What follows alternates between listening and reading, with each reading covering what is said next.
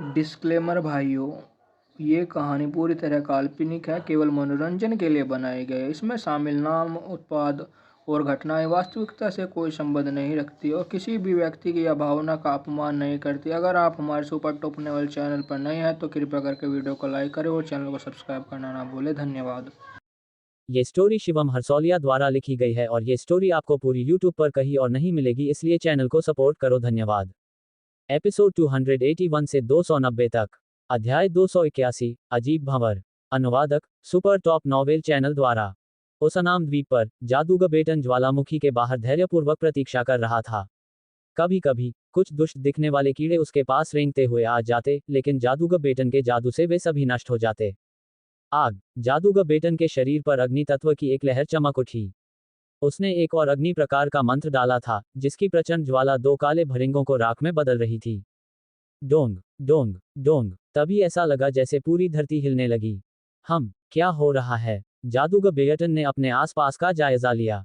ऐसा लगा जैसे भूकंप आया हो। लेकिन जब उसने आगे देखा तो ज्वालामुखी के अंदर से काले धुएं के गुबार उठने लगे, जिससे उसे भूकंप का असली कारण समझ आ गया। अच्छा नहीं, ज्वालामुखी फटने वाला है।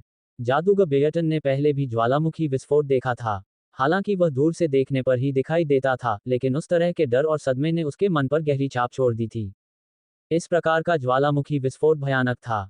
यहां तक कि 7वें स्तर के जादूगर को भी इससे सावधानी से निपटना होगा। अगर कोई ज्वालामुखी के अंदर होता तो उसी क्षण अतुलनीय रूप से गर्म लावा फूट पड़ता। यहां तक कि अगर वह 7वें स्तर का जादूगर भी होता तो ज्वालामुखी के भयानक निष्कासन बल के साथ उबलते हुए गर्म लावा का सामना करते हुए वह भी उससे अपनी रक्षा नहीं कर पाता। जादूगर मलिन अभी भी ज्वालामुखी के अंदर है। जादूगर बेटन की आंखों में थोड़ी सी हिचकिचाहट थी। अब जमीन और भी जोर से कांप रही थी। इसका मतलब था कि ज्वालामुखी में भयंकर विस्फोट होने वाला है, और अगर ऐसा हुआ तो पूरा द्वीप भयावह स्थिति में आ जाएगा। नहीं, ज्वालामुखी फटने से पहले मुझे जादूगर मलिन को जल्दी से वहां से निकालना होगा। जादूगर बेटन ने गहरी सांस ली, फिर खुद को हवा में उछाला और ज्वालामुखी की ओर उड़ गया, जो काले धुएं से भर गया था। Dot dot dot. बहुत गर्मी है। अगर मैं ज्वालामुखी के फटने पर भी ऐसे ही चलता रहा तो मेरे लिए बस एक अंत ही रह जाएगा। मुझे जल्द से जल्द ज्वालामुखी छोड़ना होगा। मलिन को ज्वालामुखी के तल से धीरे धीरे एक तीव्र खतरा उभरता हुआ महसूस हुआ। उसे पता था कि लावा उथल पुथल मचा रहा है और ज्वालामुखी से बाहर निकलने ही वाला है। उस समय तक 7वें स्तर का जादूगर भी नहीं बच पाएगा, खुद तो क्या ही बचेगा। अब उसे जल्द से जल्द वहां से निकलना था। पहले तो मलिन ने सोचा कि उसके पास अभी भी चट्टान की दीवार में धंसी हुई और भी लावा मिट्टी को काटने का समय है। लेकिन स्थिति इतनी विकट हो चुकी थी कि अब वह इतनी परवाह नहीं कर सकता था। उसने जोर से अपना खंजर चट्टान की दीवार पर मारा। खर्च करना। तेज खंजर ने लावा मिट्टी को तुरंत उखाड़ फेंका, लेकिन वह आधी ही थी। मलिन के पास उसे दोबारा इस्तेमाल करने का समय नहीं था, इसलिए वह इकट्ठा की गई लावा मिट्टी को ही अपनी अंगूठी में रख सका। इसके बाद मलिन तेजी से ज्वालामुखी क्रेटर की ओर चढ़ने लगा। बूम! आखिरकार ज्वालामुखी फट पड़ा। भयानक मैग्मा बाहर निकला और मलिन को लगा जैसे उसका पूरा शरीर आग में जल जाएगा। उसने अपनी सारी ऊर्जा इकट्ठा की, जोर से चीख मारी और अपने शरीर को ज्वालामुखी के गड्ढे की ओर तेजी से धकेला। स्वूश! मलिन ने अपना पूरा जोर लगाकर क्रेटर से बाहर छलांग लगाई। जल्द ही उसकी नजर जादूगर बेटन पर पड़ी, जो हवा में था। जादूगर बेटन ने क्रेटर में मलिन को देखा, उसके चेहरे पर खुशी झलक रही थी। फिर भी उसने ज्वालामुखी की गर्जना की आवाजें भी सुनी और जानता था कि अगर कोई कार्रवाई नहीं की गई और मलिन क्रेटर तक भाग भी गया तो भी वह तपते लावा में जलकर मर जाएगा। उस क्षण जादूगर बेटन के शरीर पर तीव्र वायु तत्व उभरे, यह उसका उड़ने का मंत्र था। जादूगर मलिन, हिलना मत। मैं तुम्हें वहां से निकालने की पूरी कोशिश करूंगा। अपनी बात पूरी करते ही जादूगर बेटन ने पवन प्रकार का एक जादू चलाया। तभी तेज हवा के एक झोंके ने मलिन को हवा में उछाल दिया। फिर वह उसे तेज गति से विशाल समुद्र की ओर ले गया। जादूगर बेटन की जादुई शक्ति बेहद शक्तिशाली थी। हालांकि मलिन का वजन उठाने के लिए उसकी जादुई शक्ति का एक बहुत बड़ा हिस्सा खर्च हो गया और जल्द ही वह पूरी तरह से खत्म हो गई। यही कारण था कि जादूगर बेटन वायलेट फ्लेम द्वीप से प्रस्थान करते समय मलिन को साथ नहीं ले गए थे। जादूगर बेटन के शरीर में जादुई शक्ति इतनी नहीं थी कि वह किसी अन्य व्यक्ति को अपने साथ हवा में उड़ा सके। मलिन को हवा में उड़ाने के लिए जादूगर बेटन को अपनी सारी जादुई शक्ति त्यागनी पड़ी और उसे खर्च करना पड़ा। इसके बावजूद ये शक्ति मलिन को समुद्र तट के पास ले जाने के लिए ही पर्याप्त थी। बूम! जादूगर बेटन अब और उसे संभाल नहीं सका, इसलिए मलिन को सीधे समुद्र में फेंक दिया गया। अब तक ज्वालामुखी पूरी तरह फट चुका था। आसमान धुएं से भर गया था और पूरा छोटा द्वीप हल्के से हिल रहा था। मलिन धीरे धीरे समुद्र से किनारे तक तैरता हुआ गया। हालांकि वह पूरी तरह भीग गया था, फिर भी वह अपने चेहरे के सुखद भावों को छिपा नहीं सका। आखिरकार उसे मौत को चकमा देकर भाग्यशाली तो माना ही जा सकता था। अगर जादूगर बेटन न होता तो वह बिना किसी चोट के बच नहीं पाता। जादूगर बेटन, इस बार तो सब तुम्हारी बदौलत है, वरना मेरी किस्मत ही तय हो जाती, मलिन ने हौंफते हुए कहा। जादूगर बेटन हवा से ही समुद्र तट पर उतरा। ज्वालामुखी का दृश्य, जो दहाड़ता हुआ सा लग रहा था, उसके दिल में अभी भी डर पैदा कर रहा था। उसने धीरे से अपना सिर हिलाया और कहा, मुझे लगता है कि हमें अब यहाँ से चले जाना चाहिए, यहाँ बहुत खतरा है। ज्वालामुखी विस्फोट इतना भयानक था कि कोई भी शक्तिशाली जादूगर भी डर से कांप उठता। ठीक है, हमें निश्चित रूप से यहाँ से तुरंत निकलना होगा। मलिन ने भी सिर हिलाया। ये नामहीन द्वीप बहुत खतरनाक था। कोई नहीं बता सकता था कि ज्वालामुखी विस्फोट के बाद क्या खतरा होगा। उनकी सुरक्षा तभी सुनिश्चित होगी जब वे जल्द से जल्द इस नामहीन द्वीप को छोड़ देंगे। इस प्रकार मलिन जल्दी से छोटी नाव पर बैठ गया। जादूगर बेटन को पतवार सौंपकर वे उस अनाम द्वीप से प्रस्थान करने लगे। छोटी नाव धीरे धीरे उस अनाम द्वीप से दूर चली गई। दूर से उस अनाम द्वीप से सिर्फ घना काला धुआं दिखाई दे रहा था और साथ में ज्वालामुखी विस्फोट की गड़गड़ाहट की आवाजें भी, जो हवा के साथ फैल रही थीं। हम आखिरकार निकल तो गए, लेकिन यह समुद्र अभी भी खतरनाक बना हुआ है। मुझे यकीन नहीं हो रहा कि एक ज्वालामुखी जो कई दशकों से नहीं फटा, आज फटने का फैसला किया। खुशकिस्मती से मैं लावा मिट्टी पाने में कामयाब रहा, इसलिए यात्रा बेकार नहीं गई। मलिन के चेहरे पर मुस्कान तैर गई। हालांकि ज्वालामुखी के अंदर वापस जाना जरूरी था और लावा मिट्टी का आधा हिस्सा समय पर नहीं निकाला जा सका था, लेकिन उसके पास जो लावा मिट्टी का आधा हिस्सा था, वह उसके लिए पेंडोरा दानव क्षमता के पहले चरण, फ्यूज अर्थ, को विकसित करने के लिए पर्याप्त था। जैसे ही वह पेंडोरा दानव क्षमता, फ्यूज अर्थ के पहले चरण की साधना पूरी कर लेगा, मलिन के पृथ्वी प्रकार के रक्षात्मक मंत्रों में भारी सुधार हो जाएगा। बिल्कुल नहीं, जादूगर मलिन। देखो, पानी में वो क्या है। जब मलिन राहत की लंबी सांस ले रहा था, फोर्ट उडोन की ओर वापस जाने और पेंडोरा दानव क्षमता, फ्यूज अर्थ की साधना पूरी करने की प्रतीक्षा कर रहा था, तब बेटन को कुछ एहसास हुआ और उसके हाव भाव बदल गए। मलिन की नजर जादूगर बेटन की नजरों से मिलते हुए उस छोटी नाव के आसपास के समुद्री पानी पर गई। दरअसल शुरू में तो समुद्र का पानी शांत और सुकून भरा था, लेकिन बिना किसी स्पष्ट कारण के उसमें ढेर सारे बुलबुले उठने लगे। ऐसा लग रहा था जैसे पानी उबल रहा हो, एक के बाद एक बुदबुदाते हुए। उस समय तक छोटी नाव उस अनाम द्वीप से काफी दूर निकल चुकी थी। हालांकि आसपास के समुद्री पानी की सतह से हवा के बुलबुले निकल रहे थे। सावधान रहें, ये परिवर्तन पानी में किसी चीज के कारण हो सकते हैं। मलिन तुरंत सतर्क हो गया। ऐसी विचित्र घटना जरूर किसी अज्ञात परिवर्तन के कारण हुई होगी, वरना विशाल समुद्री क्षेत्र में ऐसा अनोखा दृश्य यूं ही नहीं दिखाई देता। हम बुलबुलों के साथ साथ शांत समुद्र पर धीरे धीरे एक विशाल भंवर बन गया। यह एक विशाल भंवर था जो समुद्र के पानी के विशाल कण को घुमाता हुआ अपने आसपास की हर चीज को अपने भंवर में बहा ले जा रहा था। यहां तक कि मलिन और जादूगर बेटन की छोटी नाव भी तेज बहाव के कारण भंवर की ओर चली गई। अच्छा नहीं है, जल्दी जाओ, निकल जाओ। मलिन ने सहज प्रतिक्रिया देते हुए तुरंत समुद्र में छलांग लगा दी, जबकि जादूगर बेटन तुरंत हवा में उड़ गया। जैसे ही वह भंवर से दूर जाने ही वाला था, ऐसा लगा जैसे भंवर के भीतर से एक विशाल अदृश्य हाथ निकला और जादूगर बेटन को पकड़ लिया। आखिर समुद्र के नीचे ये क्या चीज है? जादूगर बेटन, सावधान। मलिन की मानसिक शक्ति ने भंवर के भीतर से उठते अदृश्य हाथ को स्पष्ट रूप से भांप लिया था। फिर भी इसका कोई असर नहीं हुआ, क्योंकि उस विशाल हाथ ने जादूगर बेटन को हवा में ही जकड़ लिया और उसे जबरदस्ती अपनी ओर खींच लिया। जादूगर बेटन। मलिन बस देख सकता था कि कैसे जादूगर बेटन भंवर में बह गया। पलक झपकते ही वह कहीं नजर नहीं आया। डर था कि ऐसे भयानक भंवर में जो भी खींचा जाएगा, वह टुकड़े टुकड़े हो जाएगा। जादूगर बेटन को भंवर में घसीटा गया था, इसलिए संभवतः वह बर्बाद हो गया था। मलिन अपने दिल की गहराइयों में बेहद निराश था। उसे यकीन नहीं हो रहा था कि एक भयानक ज्वालामुखी विस्फोट से बचकर निकलने के बाद उनके साथ एक और दुर्घटना घटी और जादूगर बेटन उस भंवर में डूबकर मर गया। उसे जरा भी अंदाजा नहीं था कि यह भंवर कैसे बना। यह अचानक से आया था और इसकी विनाशकारी शक्ति बहुत भयावह थी। ये देखकर हैरानी हुई कि कैसे इसने जादूगर बेटन को हवा में ही जकड़ लिया और उसे सीधे भंवर में खींच लिया। फुश फुश। जैसे जैसे विशाल भंवर बड़ा होता गया, विशाल जल स्तंभ आकाश में उठता गया और विशाल समुद्र की हर चीज को अपनी ओर खींचता गया। मलिन ने यह भी देखा कि कुछ बड़े आकार के समुद्री जीव एक एक करके भंवर में समा रहे थे और बिना किसी निशान के गायब हो रहे थे। स्वूश। इस समय मलिन को एक ही महसूस हुआ। अध्याय 282 ज्वाला प्राणी। अनुवादक सुपर टॉप नॉवेल चैनल द्वारा। मलिन को भंवर ने निगल लिया, लेकिन उस घुटन के बिना जिसकी उसने कल्पना की थी, क्योंकि भंवर ने उसे चीर-फाड़ नहीं दिया था।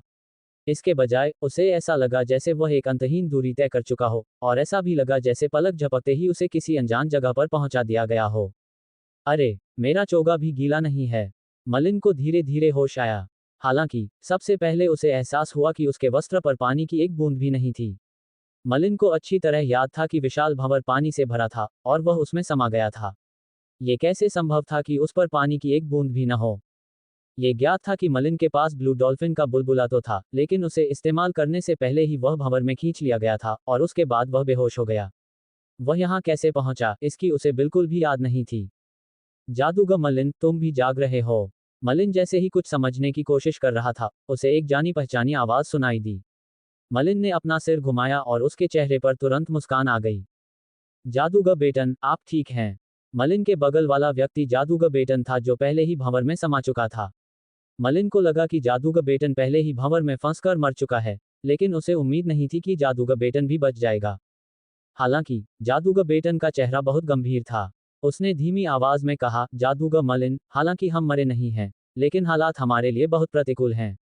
क्या आप अपने आसपास क्या है, इस पर एक नजर डाल सकते हैं? जादूगर बेटन के चेहरे पर ऐसी गंभीर अभिव्यक्ति देखकर मलिन धीरे से खड़ा हुआ और चारों ओर देखने लगा। मलिन ने देखा कि वे एक विशाल पारदर्शी बुलबुले में थे, लेकिन बुलबुला बिल्कुल ठोस लग रहा था, उसमें दरार का कोई निशान नहीं था। बुलबुले के बाहर बस घना अंधेरा था, बीच बीच में समुद्री शैवाल दिखाई दे रहे थे। इससे पता चलता था कि वे समुद्र की तलहटी में थे। इस विशाल बुलबुले का आंतरिक भाग भव्य था, जो पारदर्शी कांच से घिरा हुआ था, जिसमें असंख्य रत्न जड़े हुए थे और सफेद रोशनी की झलक थी। इन अनोखे रत्नों के अस्तित्व के कारण ही बुलबुले का अंदरूनी भाग दिन के उजाले की तरह चमकीला दिखाई देता था। आखिर यह जगह क्या है? मलिन भी हैरान था, लेकिन उसके दिल में सदमे का एहसास ज्यादा था। इतनी गहरी समुद्री सतह पर वह फिर भी आजादी से चल पा रहा था, अंदर जरा सा भी हाइड्रोलिक दबाव महसूस नहीं कर रहा था। यह आम लोगों की क्षमता से बाहर था। जादूगर बेटन ने एक पल के लिए खुद को तरोताजा किया, उसकी आंखों में आश्चर्य के भाव थे, और वह फुसफुसाया, अगर मैं गलत नहीं हूं, तो यह समुद्र की तलहटी में एक अवशेष होना चाहिए। विशाल समुद्र में अनगिनत छुपे हुए रहस्य दबे हैं। कुछ जादूगर गलती से समुद्री जानवर के पेट में समा गए थे। सौभाग्य से वे मरे नहीं, लेकिन उन्हें समुद्री जानवर के पेट में कुछ शक्तिशाली जादू करने वाले उपकरण जरूर मिल गए। वहां से वे शक्तिशाली जादूगर बन गए। कुछ जादूगरों ने गहरे समुद्र में गोता लगाने के लिए नीली डॉल्फिन के बुलबुले का उपयोग किया, कभी कभी कुछ जीर्ण शीर्ण प्राचीन स्मारकों की खोज की और उनसे कुछ खजाने भी निकाले। ये जगह पूरी संभावना है कि किसी शक्तिशाली जादूगर द्वारा छोड़ा गया एक प्राचीन स्मारक है, और यह बहुत अच्छी तरह से संरक्षित है। यह न जाने कितने वर्षों से समुद्र की तलहटी में समा गया है। जादूगर मलिन, अगर यह वास्तव में एक प्राचीन स्मारक है, तो हम सचमुच भाग्यशाली हैं। जादूगर बेटन के शब्दों ने मलिन को प्राचीन स्मारकों के बारे में कुछ अफवाहें याद दिला दी। मलिन प्राचीन स्मारकों से अनजान नहीं था। उस समय एक प्राचीन स्मारक में प्रवेश करने के कारण ही उसे अग्निपतन की साधना विधि मिली थी। हालांकि समुद्र की तलहटी में एक प्राचीन स्मारक छोड़ना बहुत ही असामान्य बात थी। इसके अलावा जादू टोने करने वालों के पास आमतौर पर समुद्र तल पर प्राचीन स्मारक छोड़ने की शक्ति नहीं होती। पूरी संभावना है कि यह विशाल बुलबुला एक अकल्पनीय रूप से शक्तिशाली कीमिया उत्पाद था। ऐसी अफवाह थी कि मोल्टा साम्राज्य में, जो जादूगरों का सबसे गौरवशाली युग था, कुछ शक्तिशाली जादूगरों द्वारा निर्मित कीमिया उत्पादों में कल्पना से परे जादुई शक्तियां थीं। शायद ये भी ऐसा ही एक कीमिया उत्पाद है। समुद्र तल का दबाव। जादूगर बेयटन तुरंत समझ गया कि मलिन का क्या मतलब था। प्राचीन स्मारक, समुद्र की सतह पर बना भंवर शायद इसी विशाल बुलबुले की वजह से बना होगा। बस यही हमें यहाँ क्यों लाया है? मलिन को ज्यादा उत्साह नहीं दिखा, भले ही उसे पता था कि यह एक प्राचीन स्मारक है। प्राचीन स्मारकों में प्रवेश करने से खजाने मिलने की गारंटी नहीं होती। इसके विपरीत प्राचीन स्मारक खतरों से भरे होते हैं। जादूगर बेटन, क्या आपने बुलबुले की इस परत को तोड़ने की कोशिश की है? मलिन ने बाहर विशाल बुलबुले को देखा और धीमी आवाज में पूछा। इस बुलबुले को तोड़ना? मुझे डर है कि यह मुश्किल होगा। हालांकि अगर इसे सचमुच तोड़ा जा सकता है, तो हमें भी तैयार रहना होगा। एक बार बुलबुला फूट गया, तो हम समुद्र तल के भयानक दबाव को झेलेंगे। जादूगर बेयटन को तुरंत समझ आ गया कि मलिन का क्या मतलब था। प्राचीन स्मारक को कम प्राथमिकता दी जानी चाहिए। सबसे जरूरी चीज थी समुद्र की सतह पर फोर्ट उडोन तक वापस लौटना। जादूगर बेटन, क्या आपके पास नीली डॉल्फिन का बुलबुला है? दरअसल मैं एक नीली डॉल्फिन का बुलबुला तैयार कर रहा हूँ। मुझे तैयार होने दो, जैसे ही बुलबुला फूटेगा, हम तुरंत नीली डॉल्फिन के बुलबुले के अंदर चले जाएंगे। जादूगर बेटन का चेहरा धीरे धीरे गंभीर होता गया। मलिन ने सिर हिलाया, फिर गहरी सांस ली। उसने खुद को नीली डॉल्फिन के बुलबुले को छोड़ने के लिए भी तैयार कर लिया, ताकि समय आने पर वह उसे छोड़ सके, और इस तरह उसके शरीर पर तुरंत तीव्र तात्विक उतार चढ़ाव दिखाई देने लगे। पैंडोरा दानव क्षमता, ग्लेशियल फिंगर। मलिन ने हाथ बढ़ाकर अपनी उंगली उठाई, तो ठंडी हवा का एक झोंका निकला। हालांकि जब उसने बुलबुले की परत को छुआ, तो उसका कोई असर नहीं हुआ, और वह तुरंत गायब हो गया। मलिन को पहली बार ऐसी स्थिति का सामना करना पड़ा था। ये नर्म बुलबुला परत वास्तव में मुश्किल थी। पैंडोरा दानव क्षमता, उग्र पतन। इस समय मलिन को इस बात की जरा भी परवाह नहीं थी कि जादूगर बेटन उसके बगल में था, और उसे एक पैंडोरा दानव क्षमता मिलना बहुत भाग्यशाली माना जाता था। दो पैंडोरा दानव क्षमताओं की तो बात ही छोड़ दीजिए। हालांकि जादूगर बेटन को मलिन की असली उत्पत्ति का पता नहीं था, फिर भी उसने एक और पैंडोरा दानव क्षमता, अग्निपतन, हासिल कर ली। अचानक धधकती आग जलने लगी और उसकी हल्की लौ से हृदय विदारक उच्च तापमान निकलने लगा। जादूगर बेटन की निगाहें थोड़ी जम गईं। मलिन को लगातार दो तरह की पैंडोरा दानव क्षमताओं का प्रयोग करते देख वह खुद को रोक नहीं पाया और अपने चेहरे का भाव थोड़ा बदल लिया। अंदर ही अंदर उसे गहरा सदमा लगा। यूट्यूब द्वारा विज्ञापन। वह पैंडोरा दानव की क्षमताओं को जानता था। चाहे फोर्ट उडोन में हो या किसी जादूगर के संगठन में, वे पूरी तरह से गुप्त थीं, और केवल सबसे शक्तिशाली जादूगर ही उन्हें प्राप्त कर सकते थे। एक पैंडोरा दानव क्षमता प्राप्त करना भी बहुत भाग्यशाली माना जाता था। दो पैंडोरा दानव क्षमताएं तो दूर की बात थी। हालांकि जादूगर बेटन को मलिन की असली उत्पत्ति का पता नहीं था, फिर भी वह महसूस कर सकता था कि मलिन कोई साधारण प्राणी नहीं था। वह निश्चित रूप से कोई घुमंतु जादूगर नहीं था। इस समय मलिन अपने अग्नि संकट की स्थिति पर ध्यान केंद्रित कर रहा था। उसने पाया कि अग्नि संकट की लौ चाहे जितनी भी जलती रहे, विशाल बुलबुले में कोई बदलाव नहीं आया। इसके बाद मलिन ने फिएरी कोलैप्स का प्रयोग जारी नहीं रखा। वह जानता था कि चाहे वह किसी भी तरह से हमला करे, वह बुलबुला परत को नहीं तोड़ सकता। जादूगर बेटन, बुलबुला नहीं टूट सकता। अगर हम बाहर निकलने का इरादा रखते हैं, तो मुझे डर है कि हमें और अंदर ही रहना होगा। मलिन ने जादूगर बेटन की तरफ देखा और फिर सामने वाले बड़े दरवाजे पर नजर गड़ा दी। जाहिर है, अगर यह कोई प्राचीन स्मारक था, तो बाहर निकलने की कोई उम्मीद नहीं थी, इसलिए उन्हें प्राचीन स्मारक के रास्ते पर चलते हुए अंदर तक जाना होगा। हाँ, अंदर चाहे जो भी हो, हमें कोशिश तो करनी ही होगी। शायद यह एक वरदान हो, अभिशाप नहीं। जादूगर बेटन रहस्यमय स्मारक के बारे में बहुत उत्सुक था, क्योंकि उसके चेहरे पर उत्सुकता के भाव से यह बात पता चल रही थी। जल्द ही मलिन और जादूगर बेटन सीधे सामने के दरवाजे पर पहुंच गए। दोनों ने एक दूसरे को देखा। उन्होंने खुद को तैयार किया, पूरी तरह सतर्क रहे, और फिर जोर से धक्का देकर दरवाजा खोल दिया। क्रेक, ये दरवाजा भारी नहीं लग रहा था, लेकिन इसे खोलने के लिए बहुत जोर लगाना पड़ा। दरवाजा खोलते ही अंदर एक विशाल और खुला कमरा था। कमरे में कोई और सजावट नहीं थी, बल्कि दीवारों पर रहस्यमयी रून खुदे हुए थे। आखिरकार कोई आया। ओह, दो आए। हे, लेकिन तुम दोनों बहुत कमजोर हो। उस समय एक 7वें स्तर का जादूगर भी यहाँ आया था, लेकिन वह अंततः सफल रहा। उसे अग्नि पिंजरे में डाल दिया गया और अंततः वह जलकर राख हो गया। अचानक विशाल कमरे में एक आवाज सुनाई दी।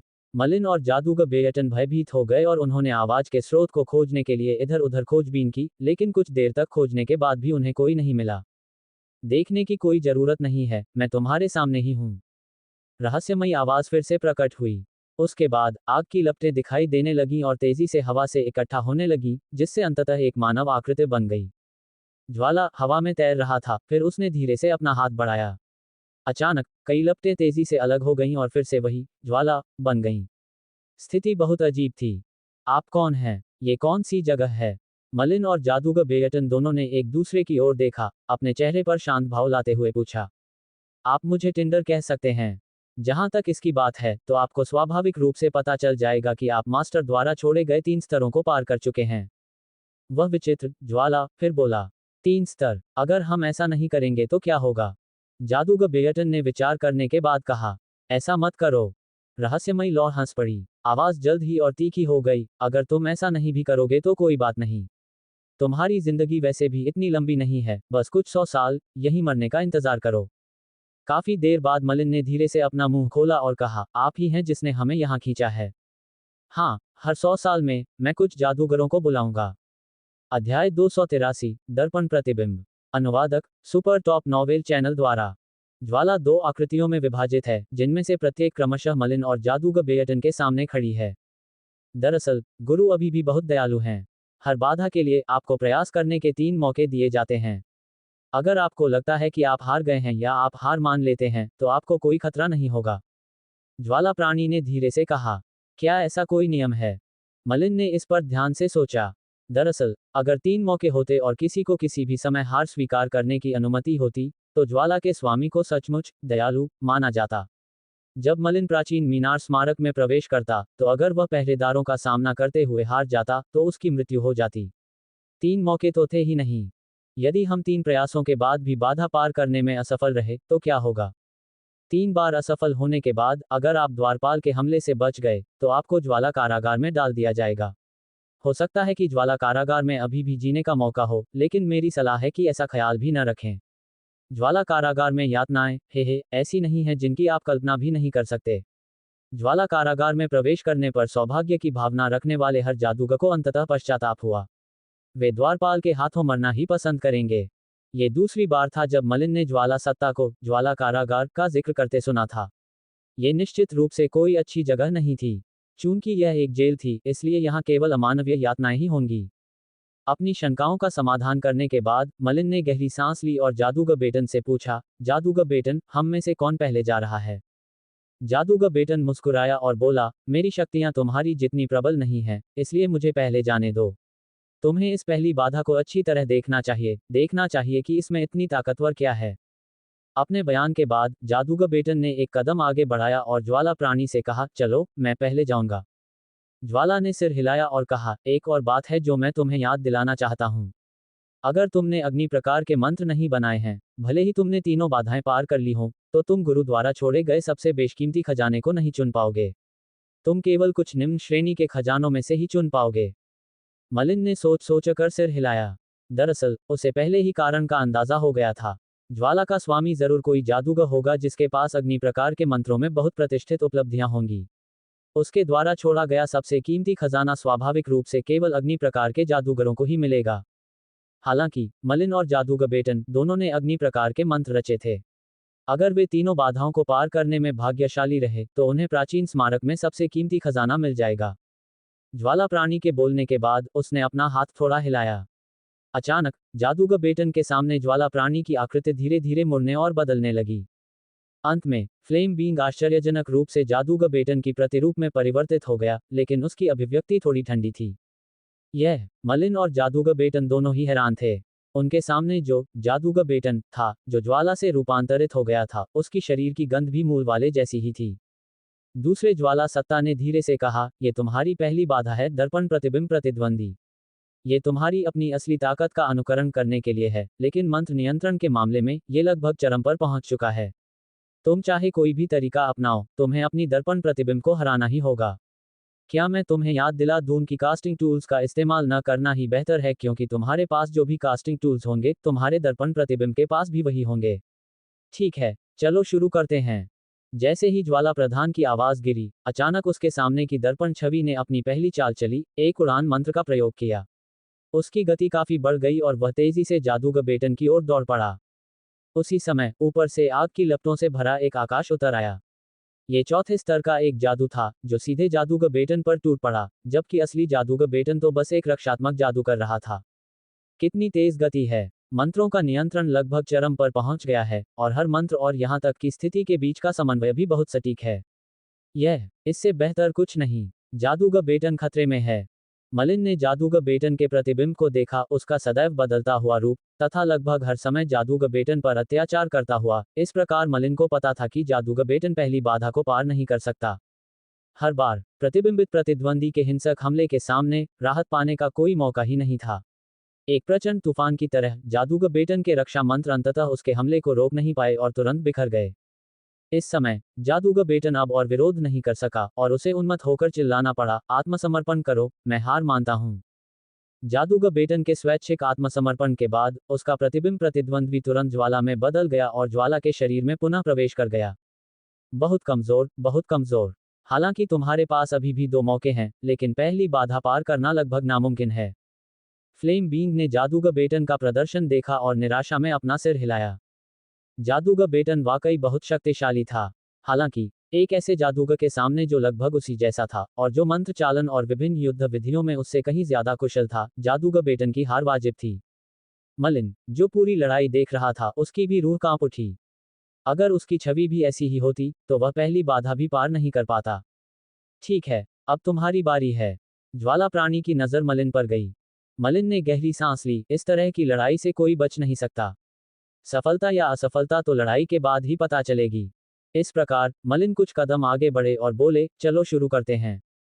ज्वाला ने सिर हिलाया। उसके शरीर से एक ज्वाला तेजी से निकली। तभी मलिन को एक अदम्य अदृश्य शक्ति का एहसास हुआ, मानो उसके पूरे शरीर को चारों ओर से घेर लिया गया हो। इसके बाद ज्वाला जीव के शरीर से निकली ज्वाला धीरे धीरे एक रूप धारण करने लगी और धीरे धीरे मलिन के रूप में बदलने लगी। जादूगर बेटन का प्रतिबिंब पहले देख चुके मलिन को अब कोई आश्चर्य नहीं हुआ, लेकिन एक ऐसे व्यक्ति को देखना जो बिल्कुल उसके जैसा ही था, अब भी एक अजीब सा एहसास था। ओह, ठीक नहीं, रुको। अचानक ज्वाला की आवाज में एक गहरी सांस आई। पता चला कि ज्वाला वास्तव में नाटकीय रूप से बदल रही थी, लेकिन वह मलिन के रूप में कभी नहीं बदल सकती थी। ज्वाला सी प्राणी की नजरें एक पल के लिए मलिन को घूरती रहीं, फिर वह मुस्कुराया और बोला, पता चला कि तुम शक्तिशाली हो, हालांकि तुम सिर्फ एक प्रथम स्तरीय जादूगर हो। ज्यादा से ज्यादा तुमने सिर्फ 2 द्वितीय स्तरीय जादू टोने का निर्माण किया है, फिर भी तुम्हारे पास 2 पेंडोरा दानव क्षमताएं हैं और एक 6 तत्व जादूगर भी। इतना ही नहीं, तुम्हारा शरीर किसी भी औसत जादूगर से कहीं ज्यादा शक्तिशाली लगता है, लगभग किसी शक्तिशाली तत्व तलवारबाज के बराबर। इसमें कोई आश्चर्य की बात नहीं है कि तुम्हारी प्रतिरूप इतनी जादुई शक्ति खर्च करती है। जब ज्वाला जीव ने अपना काम पूरा कर लिया, तो उसने ज्वाला के एक और हिस्से को शरीर से अलग करके मलिन की दर्पण छवि में समाहित कर लिया।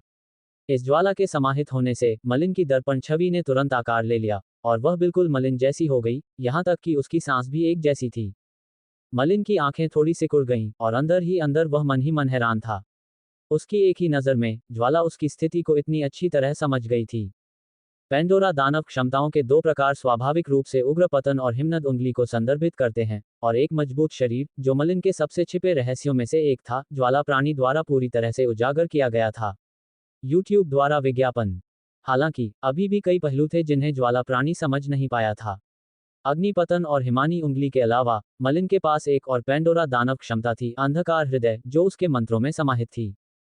डार्कनेस हॉट, फायरी कोलैप्स और ग्लेशियल फिंगर से भिन्न था।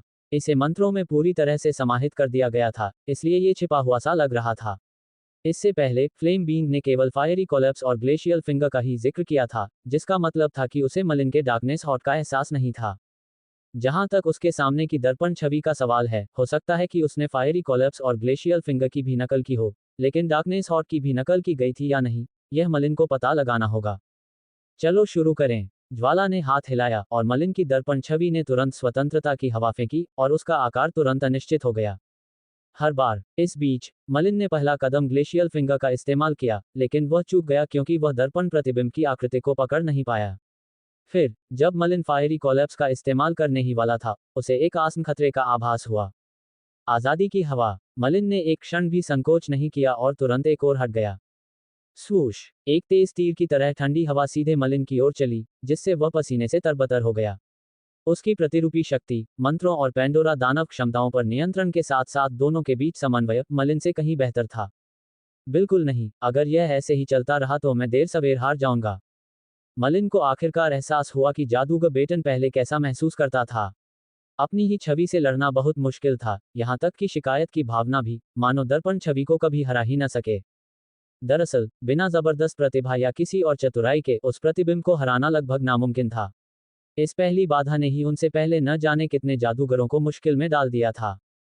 दर्पण प्रतिबिंब से सीधे भिड़ने से काम नहीं चलेगा। हालांकि अगर आप दर्पण प्रतिबिंब को हराना चाहते हैं, तो ऐसा नहीं है कि कोई संभावना ही नहीं है। प्रतिद्वंद्वी के पास मेरे बराबर की मन शक्ति, एक तृतीय स्तरीय मन शक्ति के साथ अग्निपतन और हिमनद उंगली है। एक बात मेरी अपेक्षा के अनुरूप है, प्रतिद्वंद्वी के पास वास्तव में अंधकार हृदय नहीं है। मलिन ने अध्याय 284, दूसरी बाधा। अनुवादक सुपर टॉप नॉवेल चैनल द्वारा। आप पास हो गए। मलिन ने राहत की सांस ली। इस बार बाधा पार करना वाकई एक अवसरवादी घटना थी।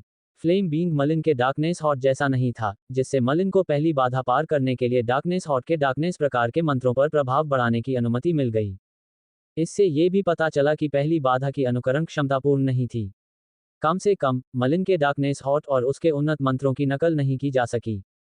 मलिन को गौर से देखते हुए फ्लेम बीइंग की आंखें तप रही थीं। फिर उसने शांत स्वर में कहा, हाँ, हालांकि तुम में चतुराई का संदेह है, ये पहली बाधा मूल रूप से किसी सामान्य जादूगर के लिए नहीं थी। अगर मैं गलत नहीं हूं, तो तुम्हारा डार्कनेस टाइड केवल एक द्वितीय स्तरीय मंत्र था, फिर भी इसमें अपार शक्ति है। तुमने डार्कनेस हॉट की साधना की होगी, है ना?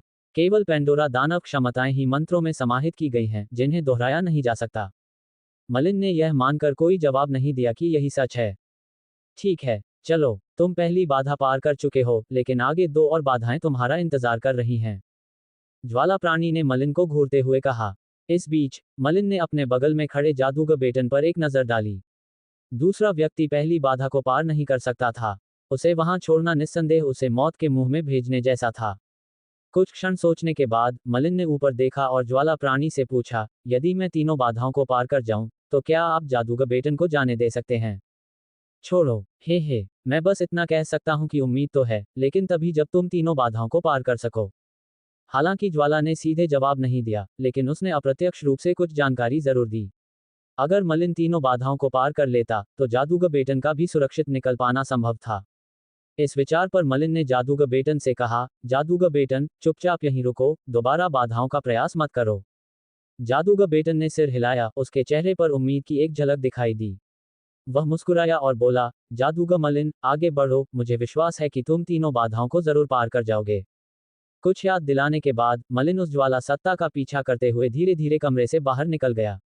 वह लंबे गलियारे में वापस आया और फिर एक और धुंधले पत्थर के कमरे में पहुंच गया। पत्थर का ये कमरा बहुत सूखा था और हवा में धूल की दुर्गंध थी। ऐसा लग रहा था जैसे बहुत देर से कोई अंदर आया ही नहीं। सूखे पत्थर के कमरे में कुछ ज्वाला चिन्ह थे।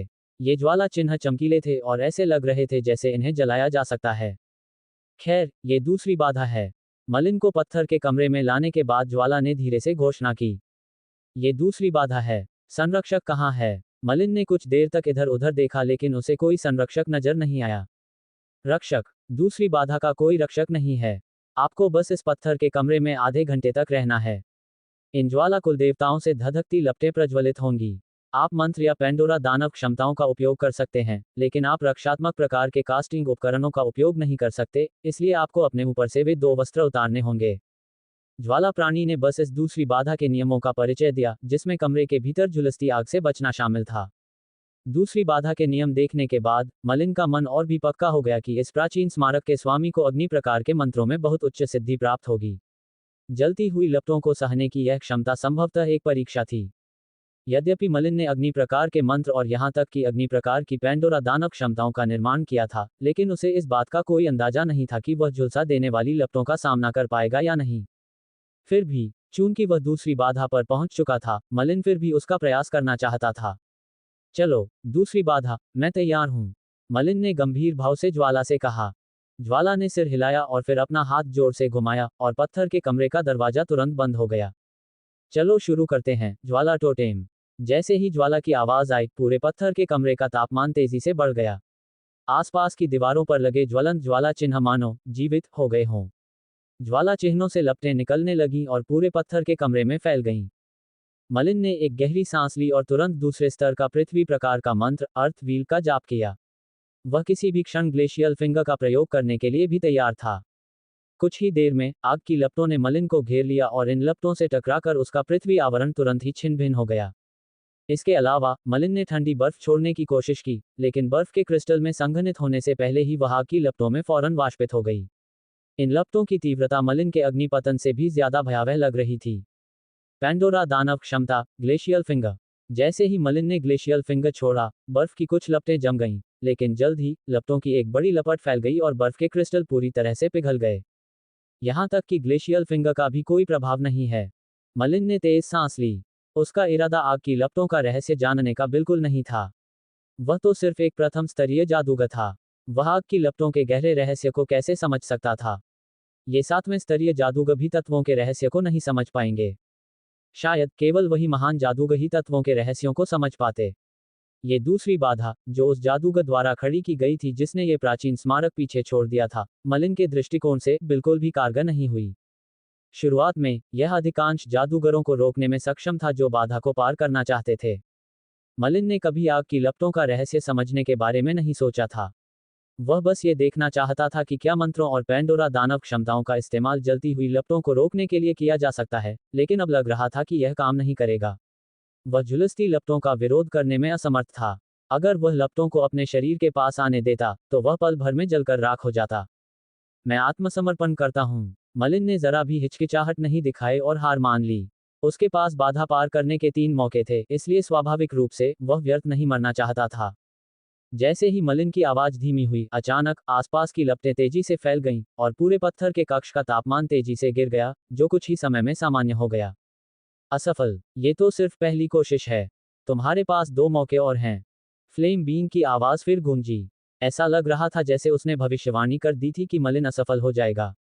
मलिन ने भौहें चढ़ाईं और गहरी आवाज में पूछा, दूसरी बाधा की लपटें, मुझे डर है कि यह सिर्फ चौथे स्तर का जादू नहीं है ना?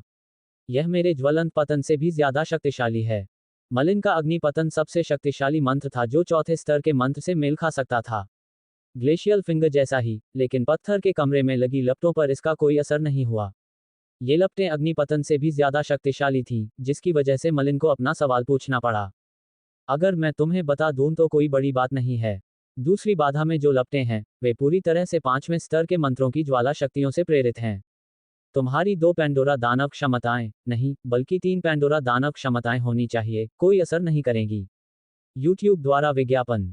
ज्वाला प्राणी ने इसे गुप्त नहीं रखा, तथा पत्थर के कमरे में आग की लपटों के बारे में संक्षेप में बताया। क्या 5वें स्तर के मंत्रों से आग की लपटों का अनुकरण, यहाँ तक कि जादू के औजारों का इस्तेमाल भी वर्जित है। सिर्फ मंत्रों से, यहाँ तक कि अतिरिक्त पैंडोरा दानव क्षमताओं के साथ भी, मैं अभी केवल पहले चरण पर ही हूँ। ज्यादा से ज्यादा, मैं केवल चौथे स्तर के मंत्रों के शिखर तक ही पहुंच सकता हूँ। मैं इन लपटों का प्रतिरोध कैसे करूं? जब मलिन ने सुना कि ये लपटें 5वें स्तर के मंत्रों के समान हैं, तो उसे पता चल गया कि चाहे कुछ भी हो जाए, वह इसका विरोध नहीं कर पाएगा। सिर्फ वही नहीं, बल्कि उसे यकीन था कि ज्यादातर जादूगर भी इसका विरोध नहीं कर पाएंगे। दूसरी ओर, ज्वाला शांत दिख रही थी क्योंकि उसने धीरे से कहा, तुम्हारी शक्ति चौथे स्तर के जादूगर के बराबर है, इसलिए दूसरी बाधा की लपटें 5वें स्तर का जादू हैं। यदि तुम्हारे पास तीसरे स्तर के जादूगर जितनी शक्ति है, तो लपटों में केवल चौथे स्तर के मंत्रों की शक्ति होगी। कुछ चौथे स्तर के जादूगरों में पैंडोरा दानव जैसी क्षमताएं होती हैं, और वे दूसरे चरण तक साधना भी कर सकते हैं, इसलिए ये दूसरी बाधा उनके लिए अपेक्षाकृत आसान होगी। हालांकि, इतने वर्षों में ऐसे जादूगरों में से एक भी यहाँ नहीं आया है। अब तक, केवल 3 लोग ही दूसरी बाधा पार कर पाए हैं। 3 लोग। मलिन का चेहरा गंभीर हो गया और उसकी भावनाएं धीरे धीरे शांत हो गईं। अगर दूसरी बाधा पहली बाधा से आसान थी, तो उसे दूसरी बाधा कैसे कहा जा सकता है? जैसा कि ज्वाला प्राणी का उल्लेख किया गया है, ये दूसरी बाधा कठिन नहीं मानी जाती थी। अगर कोई चौथे स्तर का जादूगर होता जिसने दूसरे स्तर की रक्षात्मक प्रकार की पैंडोरा दानव क्षमता विकसित कर ली होती, तो कमरे में आधे घंटे तक रहना वाकई आसान होता। हालांकि, ऐसे जादूगर बहुत कम थे। ज्वाला ने यह भी कहा कि इतने लंबे समय में उसने इनमें से एक भी जादूगर नहीं देखा था। दूसरी बाधा पार करने वाले पहले ही 3 लोग थे। हालांकि उनकी संख्या बहुत कम थी, फिर भी उनमें से 3 लोग दूसरी बाधा पार कर चुके थे। इससे ये भी पता चला कि दूसरी बाधा पार करना पूरी तरह असंभव नहीं था। अगर कोई आग की लपटों के रहस्य को समझना चाहे, तो ये लगभग असंभव था। मलिन का ये भी मानना था कि जिन 3 लोगों ने दूसरी बाधा पार की थी, उन्होंने निश्चित रूप से आग की लपटों के रहस्य को समझकर ऐसा नहीं किया था, बल्कि उनके पास इसके अलावा और भी तरीके थे। मलिन ने एक पल सोचा और ज्वाला से पूछा, क्या यहाँ कोई 7वें स्तर का जादूगर है? वे पहली और दूसरी बाधाओं को कैसे पार कर गए? ज्वाला बींग ने शांति से मलिन को देखा और फिर कहा, यह बुरा नहीं है कि तुम ऐसा सोच सकते हो। तुम उन बाकी हेल से कहीं ज्यादा होशियार हो। अध्याय 285, पैंडोरा दानव क्षमता, फ्यूज पृथ्वी। अनुवादक, सुपर टॉप नॉवेल चैनल द्वारा। आप आत्मविश्वास से भरे दिख रहे हैं। क्या आपके पास दूसरे स्तर को पार करने का कोई रास्ता है? फ्लेम बींग ने मलिन के चेहरे पर आत्मविश्वास भरी मुस्कान देखी और अविश्वास भरे स्वर में पूछा। फ्लेम बींग की नज़र में, मलिन को दूसरे स्तर को पार करने की कोई उम्मीद नहीं थी। कोई रास्ता? बिल्कुल, मैं जानता हूं। मलिन ने ज्यादा कुछ नहीं कहा, बल्कि तुरंत पत्थर के कमरे में पालथी मारकर बैठ गया। फ्लेम बींग भी बहुत उत्सुक लग रहा था। इस बार वह वहां से नहीं गया और मलिन को किनारे से ही देखता रहा। मलिन को कोई परेशानी नहीं हुई, क्योंकि उसका हाथ थोड़ा सा घूम गया, और उसके हाथों में आग जैसे लाल रंग की मुलायम लाल मिट्टी का एक ढेर दिखाई दिया। ये लावा मिट्टी थी जिसे मलिन ने ज्वालामुखी से बाल बाल बचकर निकलने के दौरान प्राप्त किया था। दूसरे स्तर को पार करने के लिए मलिन स्वाभाविक रूप से अग्नि के सार का सामना नहीं कर सकता था, जो 5वें स्तर के मंत्र से मेल खा सकता था। इस स्तर को पार करना लगभग सभी के लिए असंभव लग रहा था। इसलिए इसे पार करने के लिए केवल बाधाओं का लाभ उठाना ही पर्याप्त था। मलिन को केवल आधे घंटे तक आग की लपटों में टिके रहना था। पृथ्वी पर पर्दे के साथ, जो कि मात्र दूसरे स्तर का मंत्र था, 5वें स्तर के मंत्र में आधे घंटे तक टिके रहना उसके लिए लगभग असंभव था। हालांकि अगर उसके पास पेंडोरा दानव क्षमता फ्यूज अर्थ होती और वह उसे अर्थ वेल में पूरी तरह से समाहित कर लेता, तो हालात बिल्कुल अलग होते। उस समय अर्थ वेल की रक्षात्मक शक्ति अनगिनत गुना बढ़ जाती, जिससे उसे आधे घंटे तक भयंकर रूप से जलती हुई लपटों में टिके रहने की उम्मीद मिलती। पेंडोरा दानव क्षमता फ्यूज अर्थ को विकसित करना मुश्किल नहीं है, लेकिन इसमें कुछ समय लगेगा। मलिन के पास अब बस समय की कमी नहीं थी, यहाँ काफी सुरक्षा भी थी। बड़े बड़े जादूगर भी इस प्राचीन स्मारक को निशाना नहीं बना पाते, इसलिए स्वाभाविक रूप से यह उस समय सबसे सुरक्षित जगह थी। इसलिए मलिन ने तुरंत पेंडोरा दानव क्षमता फ्यूज अर्थ की साधना शुरू कर दी। उसने एक रहस्यमय अग्निलाल छाप उकेरनी शुरू की और फिर उस अग्निलाल छाप में मन की शक्ति को इस तरह डाला मानो मलिन समुद्र में मंत्र मॉडल्स को जानता हो और इस अग्निलाल छाप के साथ उसका कोई विशेष संबंध हो। ये पेंडोरा दानव क्षमताओं की खेती में पहला कदम था, और इसके बाद के चरणों में धीरे धीरे लावा मिट्टी को छाप में अवशोषित करना शुरू करना था, जिसके लिए लंबे समय की आवश्यकता थी।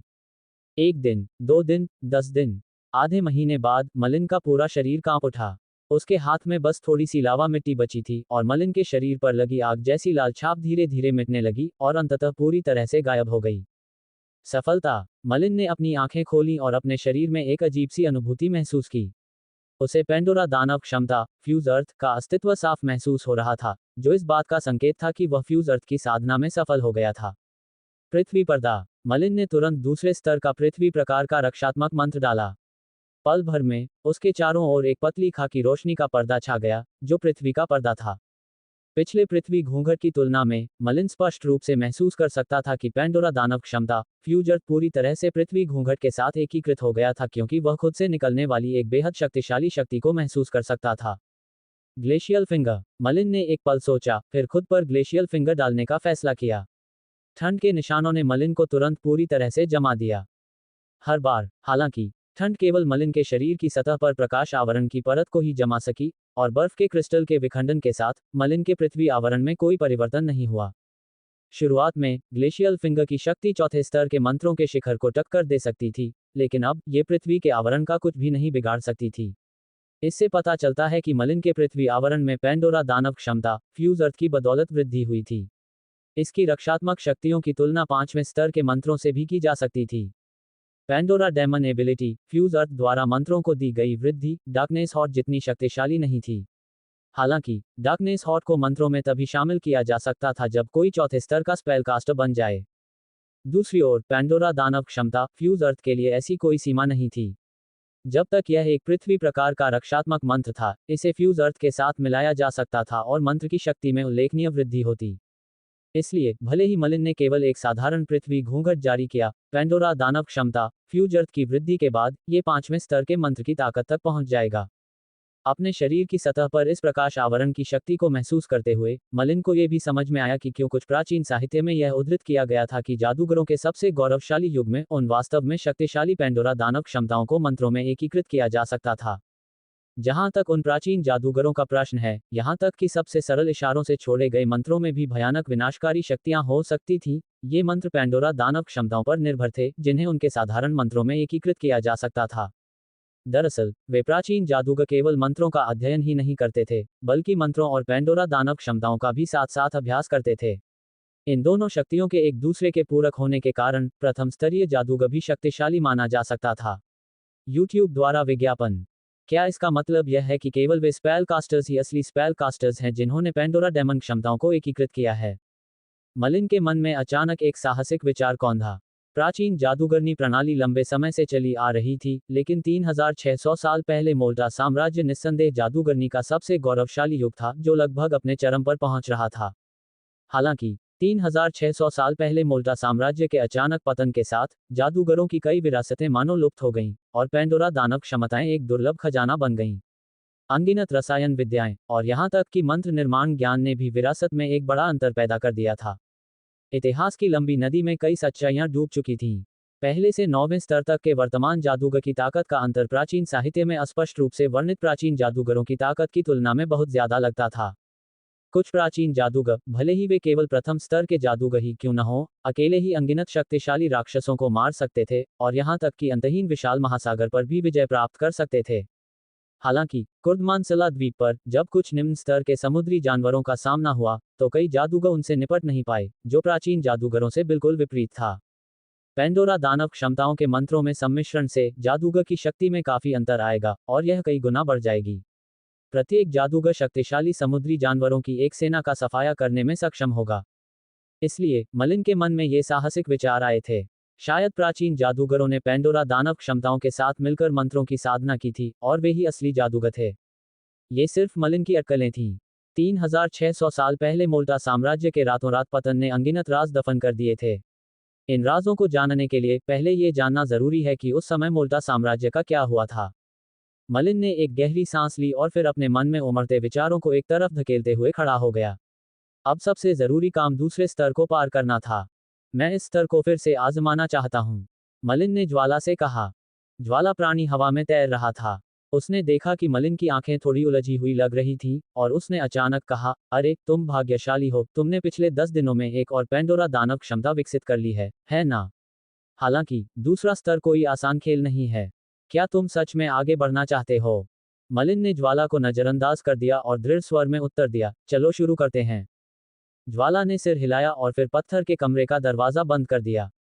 आसपास की दीवारों पर लगे ज्वाला के प्रतीक मानो फिर से जीवित हो गए और उनसे ज्वाला के निशान निकलने लगे। पूरे पत्थर के कमरे का तापमान बढ़ता ही जा रहा था, और मलिन ने गहरी सांस ली। उसे पेंडोरा डायमंड एबिलिटी फ्यूज अर्थ पर पूरा भरोसा था, लेकिन वह आधे घंटे तक टिक पाएगा या नहीं, ये जानने की कोशिश उसे अभी भी करनी थी। पृथ्वी पर्दा। मलिन पत्थर के कमरे में खड़ा था, और तुरंत उसके शरीर की सतह पर खाकी प्रकाश घूंघट की एक पतली परत दिखाई दी। कौन कौन कौन? लपटें जलती रहीं, और मलिन साफ महसूस कर सकता था कि यह प्रचंड ज्वाला लगातार उसके पृथ्वी आवरण को भस्म कर रही है।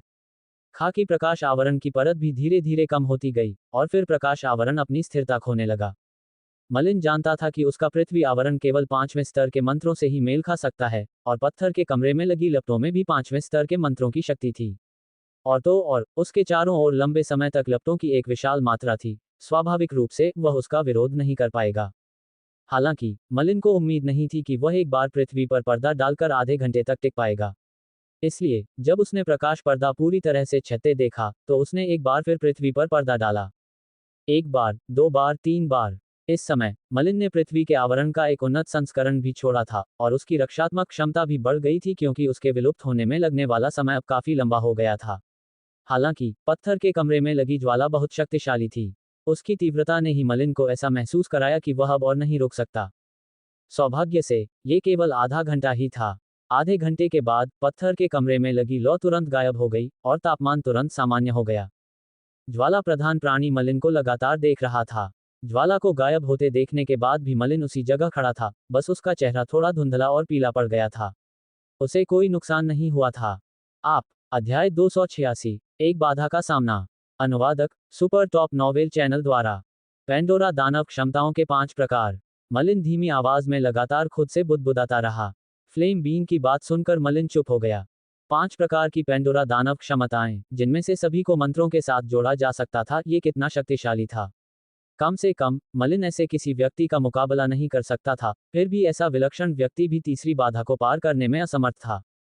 मुझे वहां ले चलो। अगर मैं इसे पूरा न भी कर पाऊं, तो भी मैं जानना चाहता हूं कि तीसरी बाधा असल में कैसी है। कुछ देर सोचने के बाद मलिन ने ज्वाला बीन को जवाब दिया। चाहे जो भी हो, वह देखना चाहता था कि तीसरी बाधा कितनी कठिन है। ज्वाला ने सिर हिलाया। तो चलो, तीसरी बाधा सामने ही है। जरा रुको, जब तक तुम उसे खुद न देख लो, तब तुम समझ जाओगे कि मैं क्या कहना चाहता हूं। इसके साथ ही ज्वाला प्राणी मलिन को और आगे ले आया। एक पत्थर के कमरे और एक लंबे गलियारे से गुजरते हुए ज्वाला देवी मलिन को एक हॉल में ले आई। हॉल चौड़े क्रिस्टल के खंभों पर टिका हुआ था, जो चकाचौंध कर देने वाली रोशनी से टिमटिमा रहे थे। पूरा हॉल अनगिनत रहस्यमयी रूनों से ढका हुआ था। इस अनोखे हॉल के अलावा जिस चीज ने मलिन का ध्यान आकर्षित किया, वह हॉल के मध्य में स्थित एक जीवंत मूर्ति थी। यह मूर्ति ध्यान आकर्षित कर रही थी क्योंकि यह आग की लपटों में घिरी हुई थी। जितनी देर तक इसे देखा जाए, एक अजीब सी अनुभूति होती। ज्वाला सत्ता भी मूर्ति को एक जटिल भाव से देख रही थी, जिसके बाद उसने धीमी आवाज में कहा, ये तीसरी बाधा है। अगर तुम गुरु द्वारा छोड़ी गई ज्वाला प्रतिमा को हरा सको, तो तुम तीसरी बाधा पार कर सकोगे और गुरु का खजाना प्राप्त कर सकोगे। ज्वाला की छवि। कहाँ? मलिन को यह नहीं पता था कि ज्वाला छवि क्या होती है, और उसने अपने आसपास का सर्वेक्षण किया, लेकिन उसे कुछ भी ऐसा नहीं मिला जो विशेष रूप से शक्तिशाली हो। ज्वाला सजीव ने सजीव मूर्ति की ओर इशारा करते हुए दृढ़ता से कहा, यह मूर्ति गुरु की ज्वाला प्रतिमूर्ति है। ये तभी जागृत होगी जब इसे यकीन हो जाएगा कि आप इसे चुनौती देंगे। यह मूर्ति है। मलिन कुछ हद तक असमंजस और अनिश्चित था। हालांकि मूर्ति में कोई असाधारण विशेषताएं नहीं दिख रही थी, फिर भी तीसरी बाधा का रक्षक होने के लिए निश्चित रूप से वह असाधारण ही होगी। क्या आप मुझे इस ज्वाला छवि के बारे में बता सकते हैं? मलिन को बाधा पार करने की कोई जल्दी नहीं थी, बल्कि उसने ये प्रश्न ज्वाला सत्ता से पूछा। यहां तक पहुंचने के रास्ते में हुई बातचीत के दौरान मलिन को धीरे धीरे एहसास हुआ कि ज्वाला सत्ता की एक स्वतंत्र चेतना होती है। इसलिए शायद वह ज्वाला सत्ता से इस ज्वाला प्रतिबिंब के बारे में और जान सकता था। ज्वाला बींग ने मलिन की ओर देखा और कहा, दरअसल तुम्हें बताना कोई बड़ी बात नहीं है। अब जब हम तीसरी बाधा तक पहुंच ही गए हैं, तो इसे राज रखने की कोई जरूरत नहीं है। एक विराम के बाद ज्वाला सत्ता पर लपटें तेज होने लगीं और उसकी आवाज धीरे धीरे और जोरदार होती गई। गुरु की ज्वाला प्रतिबिंब में अपार शक्ति है। आपके मानकों के आधार पर यह 7वें स्तर के जादूगर के बराबर है। हालांकि यह एक सच्चा जादूगर नहीं है, बल्कि केवल एक ज्वाला प्रतिबिंब है, इसलिए ये केवल अग्नि प्रकार के मंत्र ही जानता है। फिर भी ये मंत्र गुरु की ज्वाला ज्ञान को मूर्त रूप देते हैं, इसलिए उनकी शक्ति विशेष रूप से शक्तिशाली है। तीसरी बाधा पर, चाहे आप कोई भी हो, आपको एक ज्वाला प्रतिबिंब का सामना करना पड़ेगा। यहां तक कि एक 7वें स्तर का जादूगर भी एक ज्वाला प्रतिबिंब का सामना करेगा। पहले एक 7वें स्तर का जादूगर था जिसने काफी कोशिशों और कष्टों के बाद पहली 2 बाधाओं को पार कर लिया था। हालांकि जब तीसरी बाधा पर उसका सामना ज्वाला प्रतिबिंब से हुआ, तो उसने लगातार 3 बार उसे पार करने की कोशिश की, लेकिन ज्वाला प्रतिबिंब के हमलों का सामना नहीं कर सका। उसे ज्वाला कारागार में जाने का भी मौका नहीं मिला क्योंकि ज्वाला प्रतिबिंब द्वारा फेंकी गई भीषण लपटों ने उसे राख में बदल दिया। 2 और जादूगर थे जो इस तीसरी बाधा तक पहुंच गए थे। उन दोनों को ज्वाला की छवि ने रोक दिया। अगर उन्हें नहीं मारा जाता, तो उन्हें ज्वाला की जेल में डाल दिया जाता। मलिन उस सजीव मूर्ति पर एक और नजर डाले बिना खुद को रोक नहीं पाया। उसने सोचा भी नहीं था कि ज्वाला की छवि इतनी भयानक होगी, यहां तक कि 7वें स्तर के जादूगर के बराबर भी नहीं। इसके अलावा उसके द्वारा डाले गए अग्नि प्रकार के मंत्रों में निश्चित रूप से असाधारण शक्ति होगी, जिसकी संयुक्त शक्ति ऐसी थी कि एक औसत 7वें स्तर का जादूगर उसकी बराबरी नहीं कर सकता था। फिर भी मलिन खुद को ये पूछने से नहीं रोक पाए, अगर एक प्रथम स्तरीय जादूगर ने पहली 2 बाधाओं को संयोग से पार कर लिया, तो क्या उसे एक ज्वाला छवि का भी सामना करना पड़ेगा जो 7वें स्तरीय जादूगर के बराबर है? या दूसरे शब्दों में कहें तो क्या 8वें स्तरीय जादूगर या उससे भी ज्यादा शक्तिशाली किसी जादूगर के लिए तीसरी बाधा को पार करना आसान नहीं होगा? ये सही है। तीसरी बाधा की ज्वाला छवि अपरिवर्तनीय है, हमेशा अपनी शक्ति बनाए रखती है जो 7वें स्तर के जादूगर के बराबर है। इसलिए मैं आपको यहाँ मंत्र निर्माण पर ध्यान केंद्रित करने की सलाह देता हूँ। जब आप चौथे स्तर से ऊपर के जादूगर बन जाते हैं, तो दूसरे स्तर की पैंडोरा दानव क्षमता की शक्ति पर भरोसा करके आपके पास तीसरी बाधा को पार करने की थोड़ी सी संभावना हो सकती है। फ्लेम बींग ने मलिन की स्थिति को भी समझा। एक बार जब वह चौथे स्तर का जादूगर बन गया, तो उसके पास मौजूद विभिन्न पैंडोरा दानव क्षमताओं को दूसरे चरण तक विकसित किया जा सकता था। इस तरह मलिन की क्षमताओं में भारी सुधार होगा। हालांकि केवल मलिन ही जानता था कि अंधकार प्रकार के मंत्रों के अलावा उसके पास चौथे स्तर या उससे ऊपर का कोई और मंत्र नहीं था। इसलिए अगर वह यहीं रहा, तो उसके चौथे स्तर का जादूगर बनने का कोई रास्ता नहीं था। इसके अलावा अगर वह सिर्फ किस्मत से चौथे स्तर का जादूगर बन भी गया, तो भी पैंडोरा दानव क्षमता के दूसरे चरण की साधना के लिए अनमोल खजानों की जरूरत होगी। यहाँ ऐसे खजाने कैसे होंगे?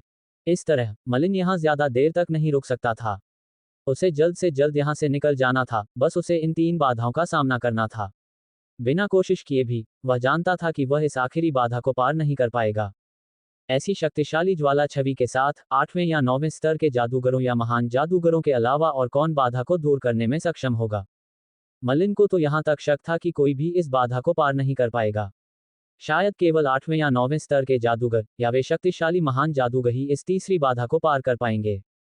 अगर यह आज के 8वें या 9वें स्तर के जादूगर होते, तो जरूरी नहीं कि वे इस बाधा को पार कर पाते। हालांकि इस जगह पर ज्यादा से ज्यादा 7वें स्तर के जादूगर ही प्रवेश कर सकते हैं।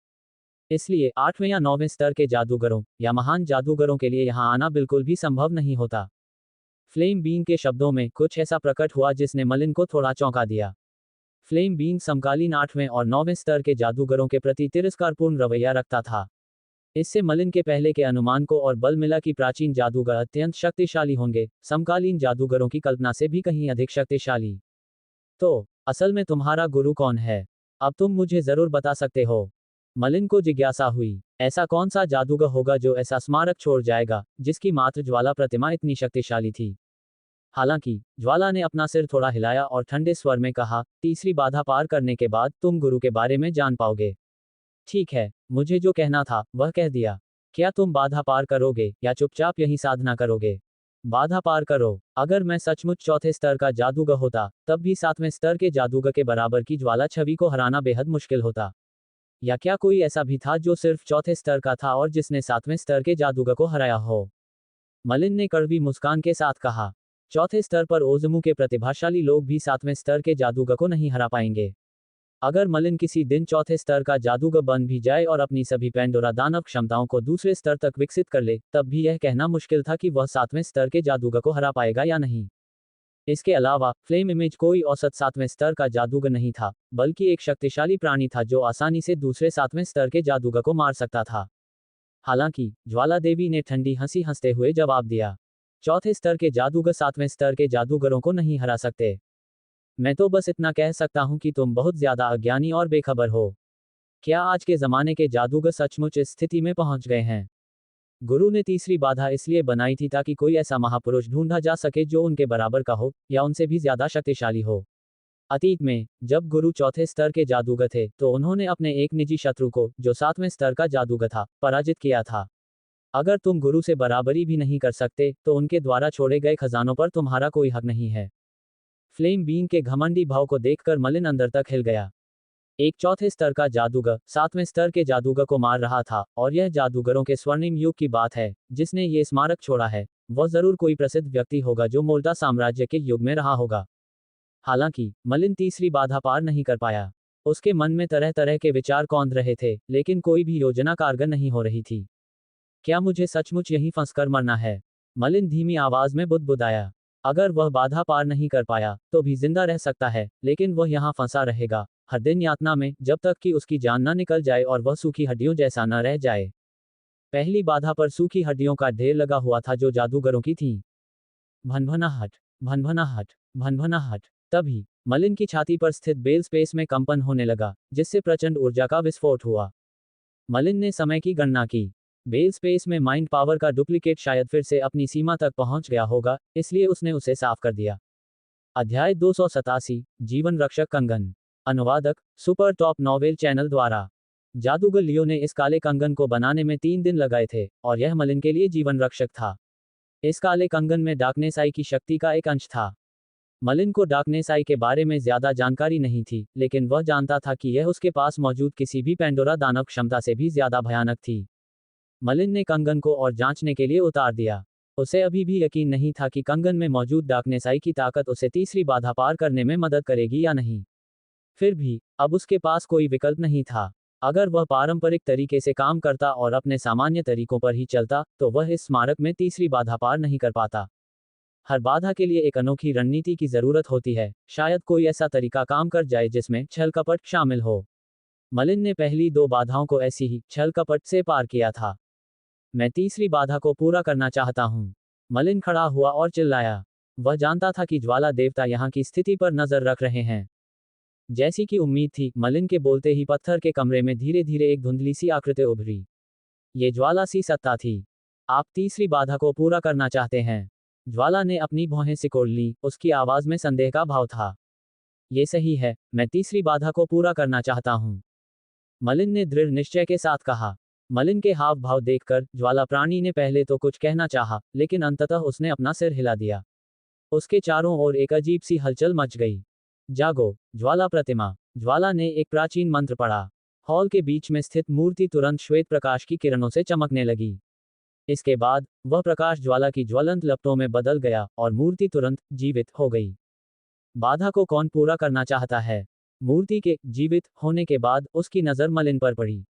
ये पहली बाधा के रक्षक से अलग थी, क्योंकि यह पुनर्जीवित मूर्ति न तो अकड़ रही थी और न ही भावशून्य, बल्कि एक असली, शक्तिशाली जादूगर जैसी थी। इसकी आंखें परिष्कृत बुद्धि से भरी थीं। ज्वाला छवि की चौकस निगाहों के नीचे मलिन को लगा कि वह उसके पूरे अस्तित्व को देख रही है। वह जानता था कि अगर उसने सचमुच हमला किया, तो ज्वाला छवि उसे एक ही वार में मार सकती है। उनके बीच ताकत का अंतर बहुत ज्यादा था। फ्लेम इमेज के आसपास की ताकत जादूगर ह्यूसियस और डार्क मैजिक क्षेत्र के दूसरे 7वें स्तर के जादूगरों की ताकत से कहीं ज्यादा थी। इससे पता चलता है कि फ्लेम इमेज वाकई कोई औसत 7वें स्तर का जादूगर नहीं था। आप ही हैं जो चुनौती पूरी करना चाहते हैं, ज्वाला प्रतिमा ने एक बार फिर कहा। मलिन ने गंभीर भाव से सिर हिलाया, फिर भी ज्वाला छवि के चेहरे पर निराशा की झलक थी, क्योंकि उसने कर्कश स्वर में कहा, कितना निराशाजनक है। इतने सालों में कोई भी जादूगर मेरे लिए खतरा नहीं रहा। तुम में अपार क्षमता है, तुम में कई प्रकार की पैंडोरा दानव क्षमताएं हैं। अगर तुम चौथे स्तर या उससे ऊपर तक साधना कर सको, तो शायद इस बात की थोड़ी सी संभावना है कि मुझे कुछ दबाव महसूस हो। अभी तुम बहुत कमजोर हो। जब गुरु मुझे छोड़कर गए थे, तो वे चाहते थे कि मैं एक ऐसा जादूगर चुनूं जो उनसे कमतर न हो। वे नहीं चाहते थे कि मैं बेतहाशा लोगों को मारूं। तुमने मुझे जगाया है, लेकिन मैं तुम्हें एक मौका देता हूं।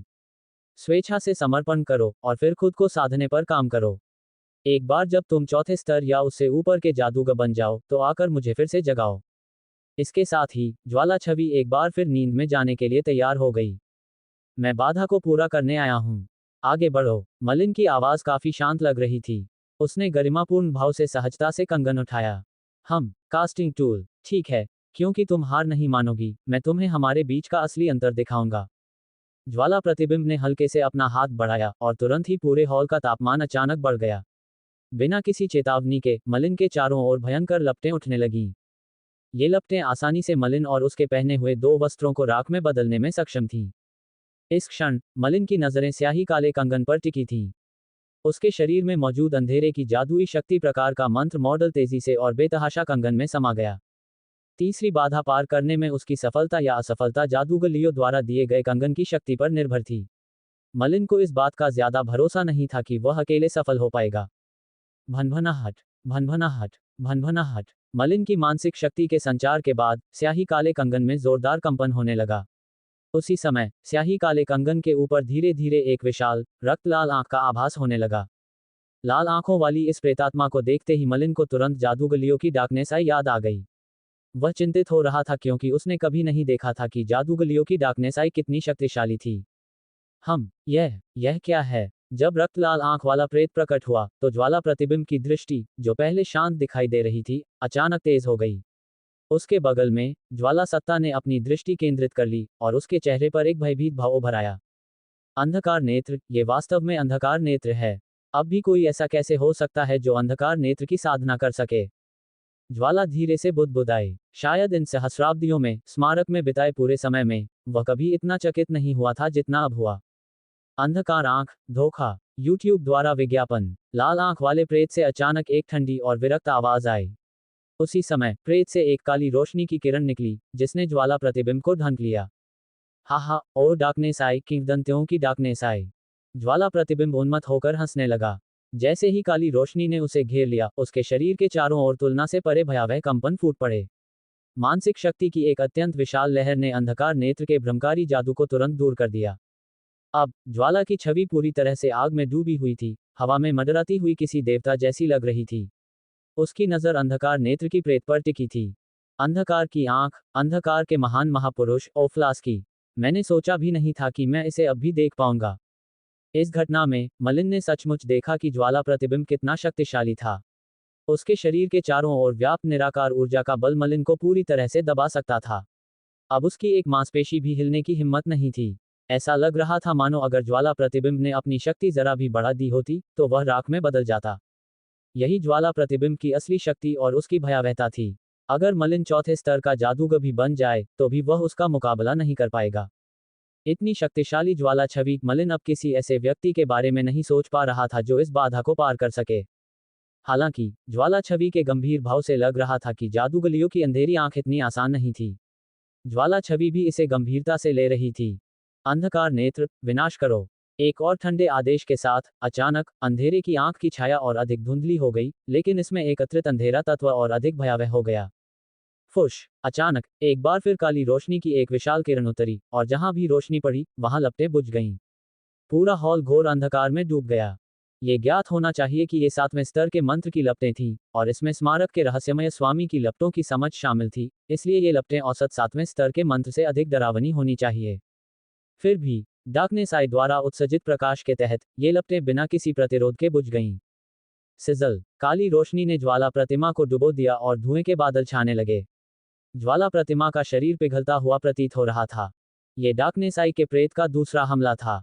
मलिन ने जादूगर लियो को डार्कनेस आई की शक्तियों का पूर्ण प्रदर्शन करते कभी नहीं देखा था, इसलिए उसे डार्कनेस आई की असली ताकत का पता नहीं था। हालांकि जब उसने डार्कनेस आई से काली रोशनी निकलती देखी तो मलिन घबरा गया। काली रोशनी की किरण को देखने मात्र से ही उसके पूरे शरीर में बर्फीली सनसनी फैल गई। ज्वाला प्रतिबिंब अंधकार नेत्र के दूसरे प्रहार का सामना नहीं कर सका।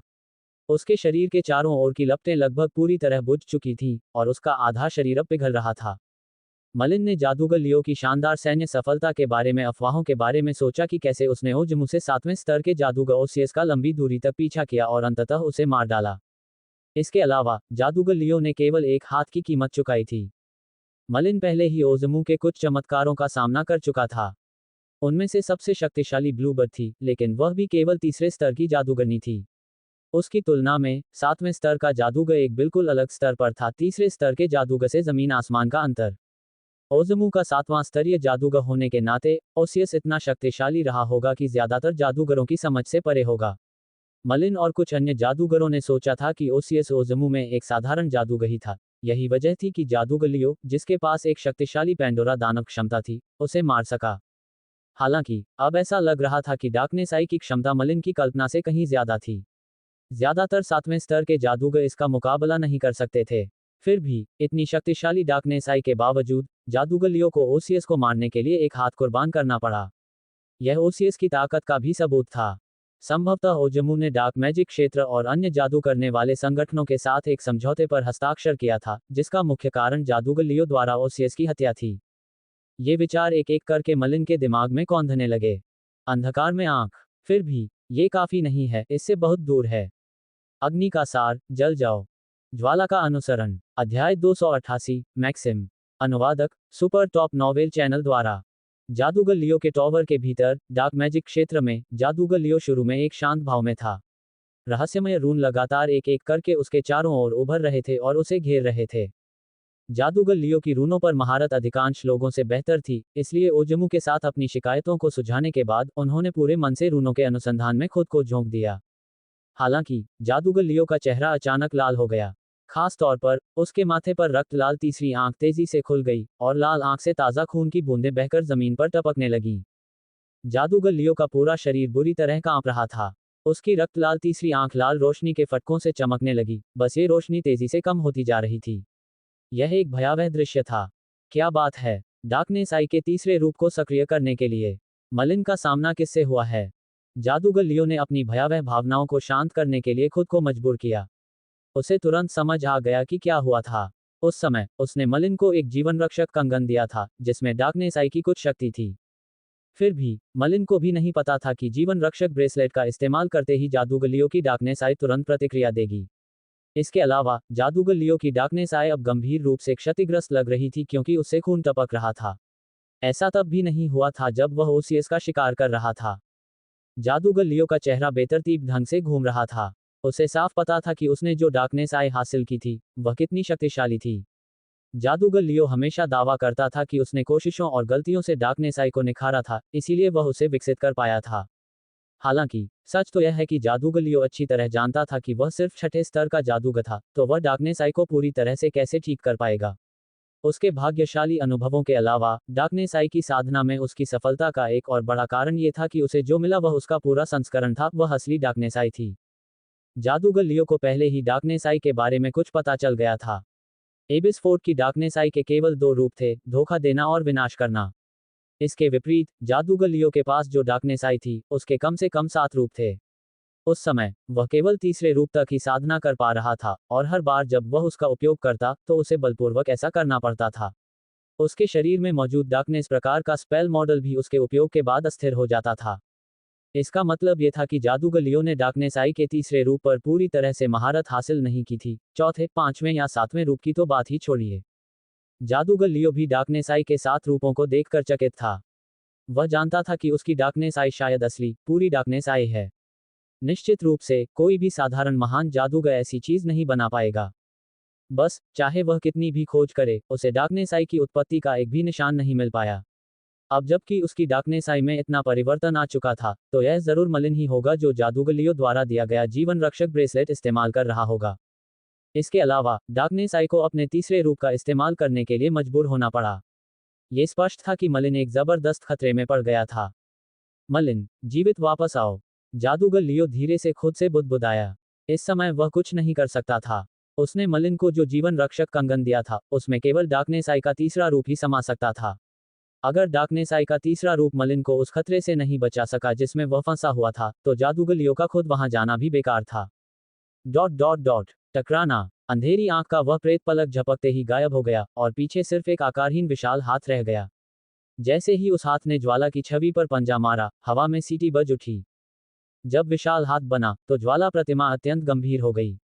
उसके शरीर के चारों ओर की सफेद लपटें छत तक भड़क उठीं और तेजी से आग के एक प्रचंड तूफान में बदल गईं जो उस विशाल हाथ पर भयंकर रूप से टूट पड़ा। बूम! एक जबरदस्त धमाके की आवाज आई। विशाल हाथ, जिसमें अंधेरी आंख का रूप बदल गया था, सफेद लपटों का सामना करते ही एक पल के लिए थोड़ा धीमा पड़ गया। फिर, उसने तुरंत लपटों पर जोरदार प्रहार करके उन्हें बुझा दिया और उसके वार सीधे ज्वाला प्रतिबिंब पर पड़े। तुरंत, ज्वाला प्रतिमा का शरीर इंच इंच करके ढहने लगा। उसकी निगाहें अभी भी मलिन पर टिकी थीं, और उसने एक लंबी आह भरी। अंधकार नेत्र का तीसरा रूप, ये तो बस तीसरा रूप है। मैं हार गया। अंधकार के महान महापुरुष ओफ्लास द्वारा अपने पूरे जीवन काल में निर्मित पेंडोरा दानव क्षमता से मुझे इससे कम की उम्मीद नहीं थी। जैसे ही उसने कहा, ज्वाला प्रतिमा की आकृति आग की चिंगारियों में विलीन हो गई, जो हॉल के भीतर गायब हो गई। मैंने बाधा पार कर ली है। मलिन को कुछ अविश्वास हुआ। 3000 साल से भी ज्यादा हो गए थे और कोई भी तीसरी बाधा पार नहीं कर पाया था, फिर भी उसने उसे पूरा कर लिया था।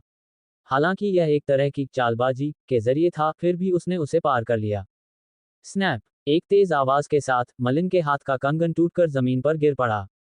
जादूगर लियो ने उसे जो जीवन रक्षक कंगन दिया था, वह सिर्फ एक बार ही इस्तेमाल किया जा सकता था। ऐसा लग रहा था कि अब वह जीवन रक्षक कंगन किसी काम का नहीं रहेगा। ज्वाला सत्ता धीरे धीरे मलिन के पास पहुंची और उसे एक जटिल भाव से देखा। हालांकि तुमने तीसरी बाधा पार करने के लिए अपनी शक्ति का सहारा नहीं लिया, लेकिन गुरु ने तीसरी बाधा की रूपरेखा बनाते समय यह नहीं कहा था कि ढलाई के औजारों का इस्तेमाल नहीं किया जा सकता। तो, तुमने तीसरी बाधा पार कर ली है। मैंने सचमुच नहीं सोचा था कि अब भी कोई अंधकार नेत्र की साधना करेगा, और वह भी तब तक जब तक कि तीसरा रूप। फ्लेम बीइंग और फ्लेम इमेज के शब्दों से ऐसा लग रहा था कि वे डार्कनेस आई से परिचित हैं, फिर भी मलिन को इसके बारे में ज्यादा जानकारी नहीं थी। वह बस इतना जानता था कि डार्कनेस आई एक जटिल चीज है, जो उसके पास मौजूद किसी भी पेंडोरा डेमन एबिलिटी से ज्यादा शक्तिशाली है। वरना, जादूगर लियो ओज़मू जैसे 7वें स्तर के जादूगर को मारने के लिए डार्कनेस आई का इस्तेमाल नहीं कर पाता। इसलिए, मलिन ने फ्लेम बीइंग से पूछा, क्या आप सभी डार्कनेस आई से परिचित हैं? वास्तव में इसकी उत्पत्ति क्या है? इसे किस जादूगर ने बनाया है? ज्वाला ने मलिन की ओर देखा। शायद तीसरी बाधा पार करने में मलिन की सफलता के कारण ही अब उसका स्वर मधुर था, और उसने शांति से कहा, हम इससे सिर्फ परिचित ही नहीं हैं।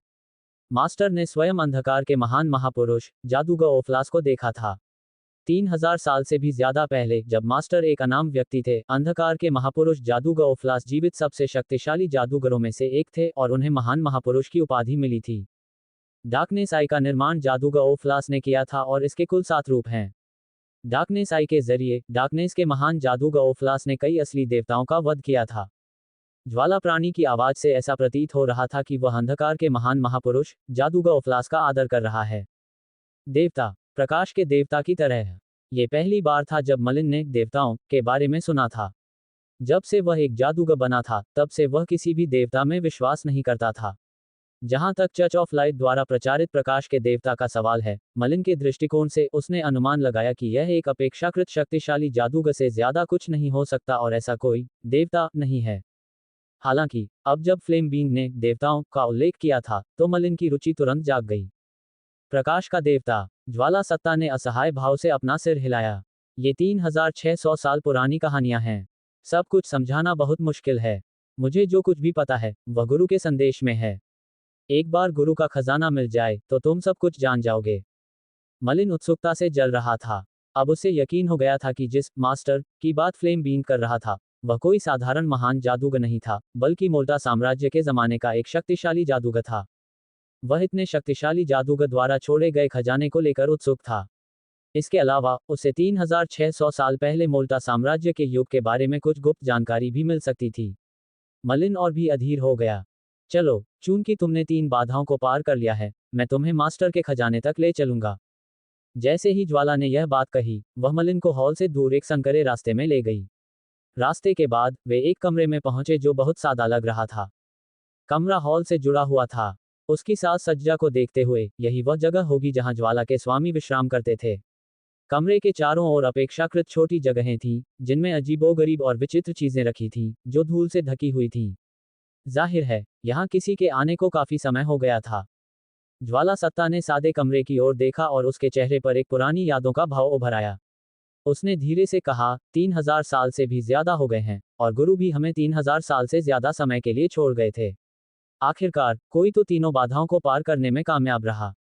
मेरा मिशन पूरा हो गया। मलिन को लगा कि ज्वाला प्राणी की आवाज कुछ अजीब लग रही है, लेकिन उसने कुछ नहीं कहा। वह बस चुपचाप ज्वाला प्राणी के पीछे पीछे चला गया। ज्वाला प्राणी मलिन को एक पत्थर की दीवार के पास ले गया, जिसके बाद उसने हाथ बढ़ाकर जल्दी से कुछ रून खींचे। रून तुरंत पत्थर की दीवार में धंस गए।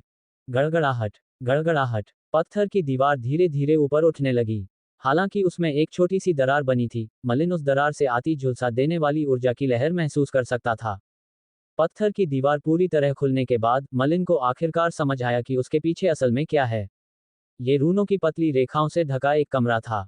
रहस्यमय अक्षर एक दूसरे से घनी तरह से जुड़े हुए थे, लगातार रोशनी से टिमटिमा रहे थे। कमरे के बीचों बीच 4 पैरों वाली एक लकड़ी की रैक के अलावा और कुछ नहीं था। उस रैक पर एक नाजुक, पारदर्शी बेल जार रखा था। बेल जार के अंदर एक कमजोर लौ का गोला था, लगभग एक बच्चे की मुट्ठी के आकार का। यद्यपि इस छोटी सी ज्वाला के गोले में अधिक शक्ति नहीं थी, फिर भी मलिन को एक ज्वाला महसूस हुई। अध्याय 289, द लीजेंड निकोला।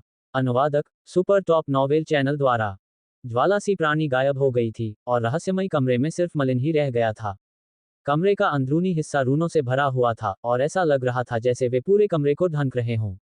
हालांकि करीब से देखने पर पता चलता है कि ये रून पारदर्शी बेल जार के चारों ओर केंद्रित थे। एक शिशु की मुट्ठी के आकार की ज्वाला का गोला एक केंद्र बिंदु था, जो चारों दिशाओं में फैला हुआ था। इसके अलावा इन रूनों से मलिन को एक जबरदस्त दमनकारी शक्ति का आभास हुआ। इससे संकेत मिलता है कि इन रूनों का इस्तेमाल इस ज्वाला के गोले को दबाने के लिए किया गया था। मलिन ने एक पल के लिए खुद से बुदबुदाया, उसकी नजरें इधर उधर घूम गईं। तो ये फ्लेम मैक्सिम था। उस समय उसे नेवरएंडिंग बुक से कुछ सुराग मिले थे, जिसमें कहा गया था कि अगर कोई नेवरएंडिंग बुक के 3 खंड इकट्ठा कर ले तो उसे एक मैक्सिम मिल जाएगा। उस पल से मलिन को एहसास हो गया था कि मैक्सिम एक अनमोल चीज है जो बड़े बड़े जादूगरों को भी पागल कर देगी। अब एक फ्लेम मैक्सिम उसके सामने था। मलिन को नहीं पता था कि इस फ्लेम मैक्सिम को स्वीकार करके वह क्या जोखिम उठा रहा है, लेकिन चाहे वह कितना भी खतरनाक क्यों न हो, उसे कोशिश तो करनी ही थी। वरना क्या तीनों बाधाओं को पार करने में उसकी मेहनत बेकार नहीं जाएगी। इस निर्णय के साथ मलिन धीरे धीरे पारदर्शी बेल जार की ओर बढ़ने लगा। बेल जार की ओर बढ़ते हर कदम के साथ उसे एक झुलसाने वाली शक्ति का एहसास होता था जो लगातार तेज होती जा रही थी। वह आग का एक छोटा सा गोला था, फिर भी उसकी जलन मलिन के अग्नि ध्वंस से भी ज्यादा प्रबल लग रही थी। मलिन का चेहरा धीरे धीरे उदास होता गया। वाह, यूट्यूब द्वारा विज्ञापन। अंततः मलिन बेल जार के सामने खड़ा था और उसकी नजर उसमें से निकलती लगभग पारदर्शी लौ पर टिकी थी। वह लौ का एक छोटा सा गोला था, फिर भी उससे अतुलनीय प्रज्वलित करने वाली ऊर्जा निकल रही थी। ये बेल जार और उसमें भरे हुए रूनों के दबाव में था। बेल जार के सामने खड़े मलिन ने काफी देर तक उसका निरीक्षण करने के बाद भी उसे उठाने में संकोच किया। अचानक उसे एहसास हुआ कि फ्लेम बीइंग ने उसे यह नहीं बताया था कि इस फ्लेम मैक्सिम को कैसे प्राप्त किया जाए। अब जबकि ज्वाला प्राणी गायब हो चुका था, मलिन को यह पता नहीं था कि ज्वाला मैक्सिम को पुनः प्राप्त करने के लिए उसे क्या करना होगा। मलिन ने एक क्षण तक विचार करने के बाद अपने दांत पीस लिए, हाथ बढ़ाकर घंटी का जार पकड़ लिया। गड़गड़ाहट। इससे पहले कि मलिन घंटी का घड़ा उठा पाता, उसे एक जोरदार कंपन महसूस हुआ। उसी क्षण कमरे को ढंकने वाली रूनों की घनी रेखाएं बेतहाशा टिमटिमाने लगी, और फिर वे मलिन की ओर तेजी से बढ़ने लगीं। ये रहस्यमय रून हजारों की संख्या में मलिन के शरीर में उड़ गए। मलिन को तुरंत एक जलती हुई शक्ति का एहसास हुआ, मानो वह पूरी तरह से आग के समुद्र में डूब गया हो। एक अप्रिय अनुभूति हुई जिसका वर्णन नहीं किया जा सकता। तुम अंततः आ ही गए। अचानक एक गहरी घिसी पिटी आवाज सुनाई दी जो मलिन के दिमाग में गूंज रही थी। मलिन की आंखों के सामने का दृश्य ही बदल गया, मानो वह किसी अनजान और विशाल शून्य में पहुंच गया हो। इस जगह में चारों ओर प्रचंड लपटें जल रही थीं। तुम आखिरकार आ ही गए। वो भाग्यशाली व्यक्ति जो मेरे सिद्धांत को प्राप्त करने का हकदार है। तुम मेरे बारे में सब कुछ जान जाओगे। अचानक अचानक आए आवाज फिर से गूंज उठी। जल्द ही आग की लपटें धीरे धीरे एक विशालकाय आकृति में बदल गईं, जो अंतरिक्ष में ऊंची खड़ी थी।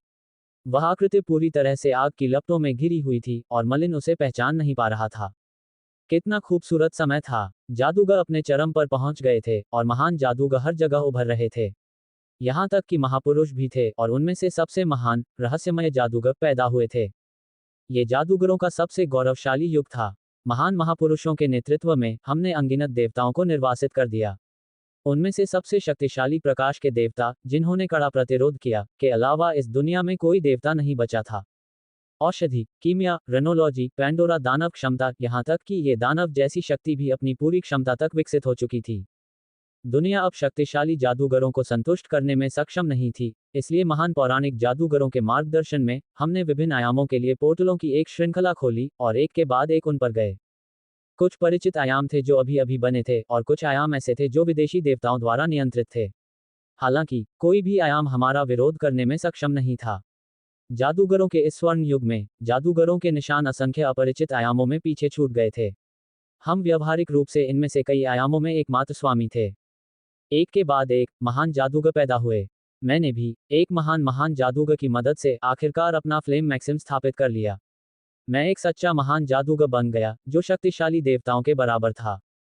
मैं महान महापुरुष निकोला ज्वालाओं के महान महापुरुष के नेतृत्व में एक के बाद एक आयामों पर आक्रमण करता रहा।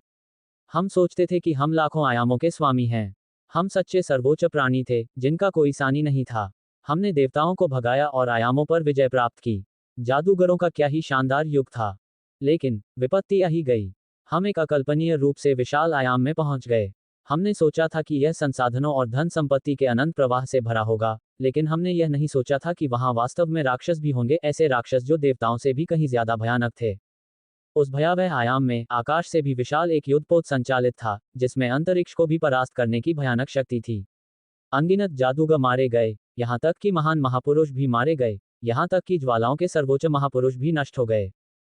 मैं काया था, मैं डर गया था। जब असंख्य जादूगर उस और दूसरे आयामों के राक्षसों से लड़ रहे थे, तो मैं पीछे हट गया और गौरवशाली भूमि महान मोल्टा साम्राज्य में लौट आया। तब से निकोला द लीजेंड नाम हमेशा जादूगरों द्वारा उपहास का पात्र बना रहेगा। कौन जाने कितना समय बीत गया। मुझे लगा था कि मैं अब शांति से जी पाऊंगा। भले ही इस आयाम और दूसरे आयामों में स्पेल कास्टर्स हजारों राक्षसों से लड़ रहे हों, फिर भी हम गौरवशाली भूमि महान मोल्टा साम्राज्य में शांति का आनंद ले पाएंगे। आखिरकार एक दिन एक आवाज हमारी पूरी धरती और हजारों आयामों में गूंजी। यह उन सर्वोच्च रहस्यमय जादूगरों की आवाज थी जिन्हें सभी स्पेल कास्टर्स सबसे ज्यादा सम्मान देते थे। एक गंभीर स्वर में आर्केन विजार्ड्स ने सभी स्पेल कास्टर्स को अपनी ताकत उधार देने, शानदार भूमि को छोड़ने और सभी आयामों के राक्षसों के खिलाफ अंतिम लड़ाई को अंजाम देने के लिए कहा ताकि अंतिम अछूती जमीन शानदार भूमि की रक्षा की जा सके। इस बार मैं काया नहीं हूं। मैं महान महापुरुष निकोला गौरवशाली भूमि के लिए लड़ने वाला हूं। मैं ये जगह गौरवशाली भूमि छोड़ने वाला हूं। हो सकता है कि इस बार मैं कभी वापस ना आऊं और मुझे नहीं पता कि असल में क्या होगा। शायद जादूगरों का गौरव यूं ही बना रहेगा, या शायद जादूगर कभी पहले जैसा चमक नहीं पाएंगे। इसलिए मैंने एक कहावत छोड़ी है जो मेरे घर गौरवशाली भूमि में महान महापुरुष निकोला के एकमात्र प्रमाण के रूप में है। जैसे ही अंतिम शब्द बोला गया, ज्वाला की विशाल आकृति गड़गड़ाहट के साथ ढह गई और एक बार फिर आग के क्षेत्र में बदल गई। मलिन अतुलनीय रूप से चकित था। ये जानकारी 3600 साल से भी पहले की थी। इस स्मारक का स्वामी एक शक्तिशाली जादूगर था, महान निकोला। लीजेंड निकोला द्वारा छोड़े गए संदेश से मलिन को पहली बार पता चला कि महान जादूगरों से ऊपर महान जादूगरों का पद था और महान जादूगरों से ऊपर सर्वोच्च रहस्यमय जादूगर थे। मलिन को यह भी पता चला कि इस दुनिया में देवता भी थे, बस उन्हें निर्वासित कर दिया गया था। जादूगरों के सबसे गौरवशाली युग में देवताओं से डरने की कोई बात नहीं थी, और जादूगर तो एक समय में हजारों आयामों के असली शासक भी थे। हर एक महान जादूगर किसी देवता जितना ही शक्तिशाली था। मोल्टा साम्राज्य के काल में जादूगरों के स्वर्णिम युग में देवताओं को निर्वासित किया गया और आयामों पर विजय प्राप्त की गई। मलिन कल्पना भी नहीं कर सकता था कि इतना विशाल, भव्य दृश्य कैसा होगा। 3600 साल पहले, वह जादूगरों का सबसे गौरवशाली युग था। मोल्टा साम्राज्य ने दुनिया को एकजुट कर दिया था, और जादूगरों ने एक के बाद एक आयामों पर विजय प्राप्त करते हुए अपने स्वर्णिम युग में प्रवेश किया। मोल्टा साम्राज्य अनगिनत जादूगरों की जन्मभूमि, जादूगरों की गौरवशाली भूमि भी बन गया था। इन परिस्थितियों में लीजेंड निकोला एक महान लीजेंडरी जादूगर बन गए थे। मलिन ने इन विवरणों को पहले ही अपने मन में गहराई से अंकित कर लिया था। उसने जानकारी का केवल एक छोटा सा हिस्सा ही बचाया था, और अभी भी बहुत कुछ ऐसा था जिसका खुलासा होना बाकी था, जिसका उसे बाद में धीरे धीरे विश्लेषण करना था। बूम! मलिन जिस अवर्णनीय शून्य में था, वह अचानक गायब हो गया और वह एक बार फिर जाग उठा। उसने पाया कि वह अभी भी उस तंग कमरे में था। बस कमरे के रून गायब हो गए थे क्योंकि वे उसके शरीर में समा गए थे। उसी समय घंटादान के भीतर का ज्वालापुंज भी लुप्त हो गया। केवल खाली पारदर्शी घंटादान ही शेष रह गया। मलिन को अचानक एहसास हुआ कि जब वह लीजेंड निकोला द्वारा छोड़ा गया संदेश सुन रहा था, तो फ्लेम मैक्सिम में जरूर कोई बदलाव आया होगा। बस मलिन को यह नहीं पता था कि यह बदलाव क्या था।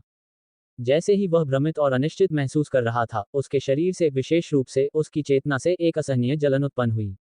मलिन ने जल्दी से अपनी चेतना में स्थिति की जांच की। गौर से देखने पर ही उसे पता चला कि फ्लेम मैक्सिम उसकी चेतना में बिना उसकी जानकारी के प्रवेश कर चुका था। इसके अलावा, यह उग्र ज्वाला और अग्निगोल के मंत्र मॉडलों के ऊपर रुक गया था, और झुलसा देने वाली ऊर्जा उत्सर्जित कर रहा था। दरअसल, ये चुपचाप इन दोनों मंत्र मॉडलों को दबा रहा था। मलिन धीरे धीरे अपनी भावनाओं से उबर गया, जिसके बाद उसने ज्वाला को छूने के लिए सावधानीपूर्वक मन की शक्ति की एक डोरी को अलग किया। अध्याय 290, संकट में द्वीप। अनुवादक, सुपर टॉप नॉवेल चैनल द्वारा। इस समय, फोर्ट उडोन में कुछ विदेशी जादूगर इकट्ठा थे। उनके पहनावे के आधार पर, वे फोर्ट उडोन के जादूगर नहीं थे। अगर कोई कुर्दमानसिला द्वीप समूह के जादूगरों से परिचित होता, तो उसे यह जानकर आश्चर्य होता कि वे वास्तव में विजार्ड्स टॉवर और ग्रे विंग एलायंस के जादूगर थे। पूरे कुर्दमानसिला द्वीप समूह पर 3 विशाल गुटों का लगभग हर चीज पर नियंत्रण था। इसके अलावा, तीनों गुटों की ताकत लगभग समान थी और वे हमेशा एक दूसरे के साथ प्रतिस्पर्धा में रहते थे। विजार्ड्स टॉवर की स्थिति थोड़ी बेहतर थी क्योंकि उनके साथ आने वाले सभी लोग चौथे स्तर के स्पेल कास्टर या उससे ऊपर के थे। इसलिए, उन्हें जिन संसाधनों की जरूरत थी, वे बहुत कीमती थे और आमतौर पर विशाल महासागर में स्थित थे। नतीजतन, उनके और ग्रे विंग एलायंस या फोर्ट उडोन के बीच प्रतिस्पर्धा उतनी कड़ी नहीं थी। हालांकि, ग्रे विंग अलायंस और फोर्ट उडोन के मामले में स्थिति अलग थी। इन दोनों गुटों के बीच कई अतिव्यापी क्षेत्र थे, और अक्सर उनके बीच छोटे मोटे झगड़े होते रहते थे, जिससे उनके रिश्ते तनावपूर्ण हो जाते थे। आज, ये तथ्य कि ग्रे विंग एलायंस और विजार्ड टॉवर के लोग फोर्ट उडोन में दिखाई दिए थे, एक दुर्लभ घटना मानी जा सकती है। जादूगर ओमो, तुम्हारे फोर्ट उडोन को भी खबर मिल गई होगी। बोलो, क्योंकि यह पूरे कुर्दमानसिला द्वीप समूह के लिए जीवन मरण का प्रश्न है। छोटे लाल बालों वाला एक जादूगर ठंडे स्वर में बोला। फोर्ट उडोन के 3 किला सरदारों में से एक होने के नाते, जादूगर ओमो स्वाभाविक रूप से काफी सम्मानित था, लेकिन लाल बालों वाले जादूगर के तीखे शब्द सुनकर भी वह नाराज नहीं हुआ। इसके बजाय, वह चिंतन करने लगा। काफी देर बाद, जादूगर ओमो ने अपना सिर उठाया और आंखें सिकोड़ लीं, जिनमें एक स्थिर रोशनी चमक रही थी। उसने धीमी आवाज में कहा, इस बार समुद्री जानवरों की हरकतें असामान्य हैं। चूंकि आप सब आ गए हैं, मुझे यकीन है कि आप स्थिति को अच्छी तरह समझ गए होंगे। हालांकि, एक बात है जो शायद आपको पता नहीं होगी, समुद्री जानवरों ने 2 काले शार्क भेजे हैं जो राजा जानवर हैं। क्या, काली शार्क जो कि राजा जानवर हैं?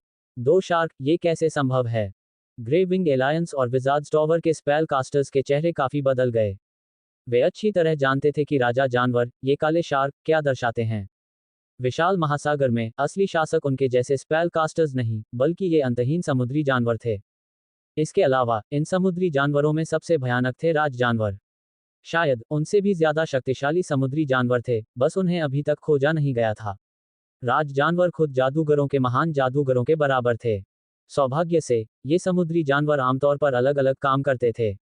हर राजा जानवर का एक पूर्व निर्धारित क्षेत्र होता था, जहां किसी अन्य राजा जानवर को जाने की अनुमति नहीं थी। अगर कोई पास आता, तो वह दूसरे राजा जानवर के उन्मत्त हमले का कारण भी बन जाता।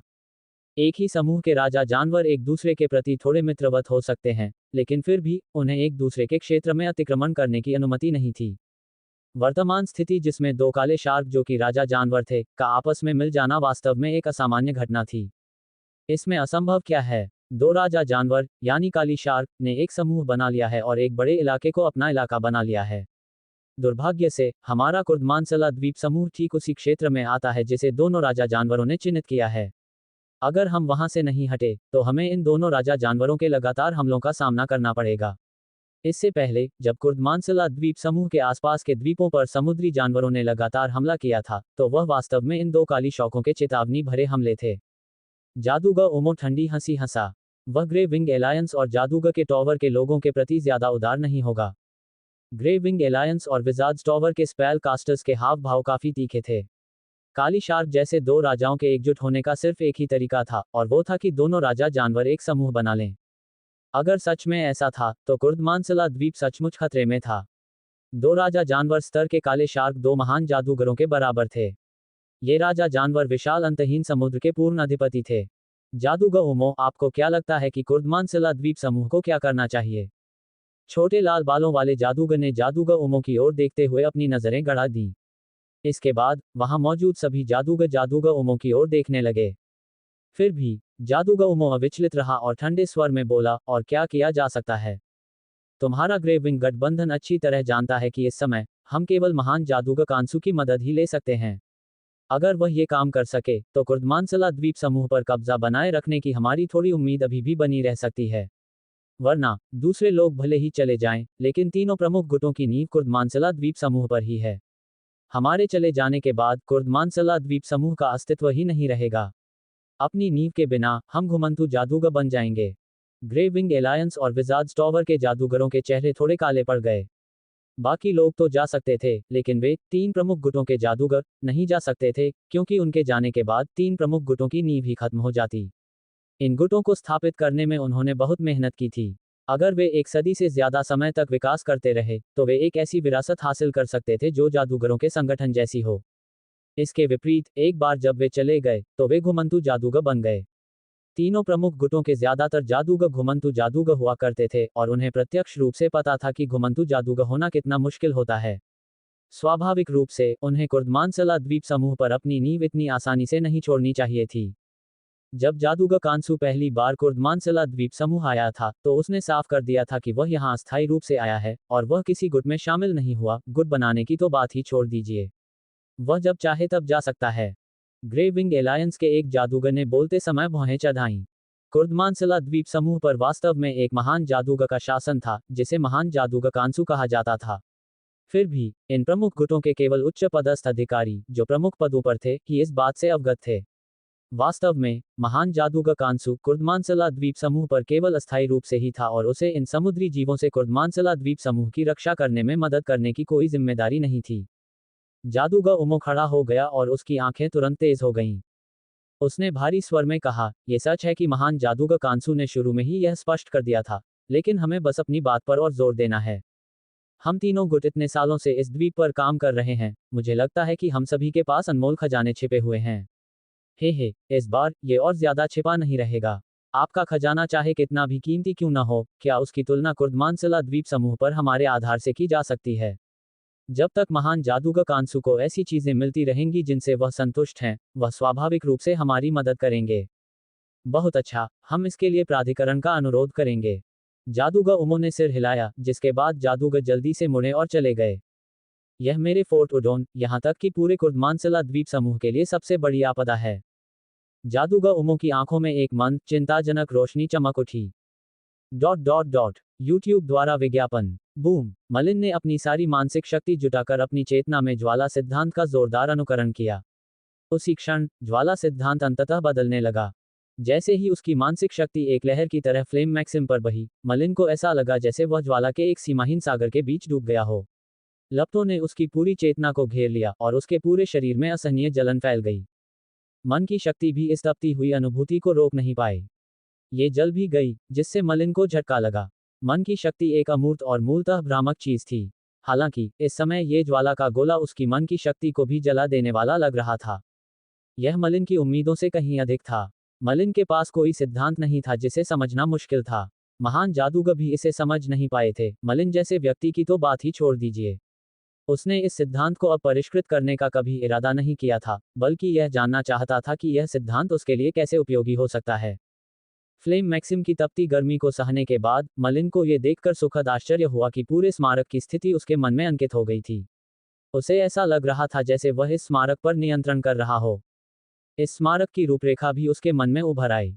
यह एक विशाल जहाज जैसा लग रहा था और बाहर हवा के बुलबुले दरअसल सुरक्षात्मक ऊर्जा की परतें थीं, जो मलिन की समझ से परे थीं और पूरे जहाज को घेरे हुए थीं। हजारों साल बीत जाने के बाद भी ये समुद्र तल पर स्वतंत्र रूप से विचरण कर सकता था। जब तक स्मारक में ऊर्जा थी तब तक ये खुद को बचाए रख सकता था। इस ऊर्जा के लिए सिर्फ मौलिक क्रिस्टल पत्थरों से ज्यादा की जरूरत थी। अकेले इन पत्थरों के लिए इतनी ज्यादा ऊर्जा खपत को झेलना मुश्किल होता। मौलिक क्रिस्टल पत्थरों के अलावा जहाज खुद भी अग्नि तत्व की ऊर्जा सोख रहा था। बेशक समुद्र तल पर कोई अग्नि तत्व नहीं था, लेकिन जहाज के चारों ओर अंतरिक्ष समय में हल्की दरारें दिखाई दे रही थीं। जहाज ऐसी दरारों के जरिए अग्नि तत्व को अवशोषित करता था और अपनी ऊर्जा का इस्तेमाल खुद को सहारा देने के लिए करता था। अब मलिन इस बात की पुष्टि कर सकता था कि यह स्मारक एक अत्यंत शक्तिशाली रसायन विद्या थी। यह अंतरिक्ष काल से अग्नि तत्व को अवशोषित करने में सक्षम थी। यहां तक कि लीजेंड निकोला भी ऐसा नहीं कर पाते। यह कोई अज्ञात विशेष रूप से शक्तिशाली जादूगर ही होगा जिसने इसे विशेष रूप से लीजेंड निकोला के लिए रूपांतरित किया था। इसके अलावा इस शक्तिशाली कीमिया उत्पाद को नियंत्रित करने वाली चीज लीजेंड निकोला द्वारा छोड़ा गया एक फ्लेम मैक्सिम था। अब जब फ्लेम मैक्सिम मलिन की चेतना में प्रवेश कर चुका था तो वह इस मैक्सिम का उपयोग करने में सक्षम था। अगर ये स्टोरी आपको पसंद आई हो तो वीडियो लाइक और मेरे सुपर टॉप नॉवेल चैनल को सब्सक्राइब करना ना भूले। धन्यवाद।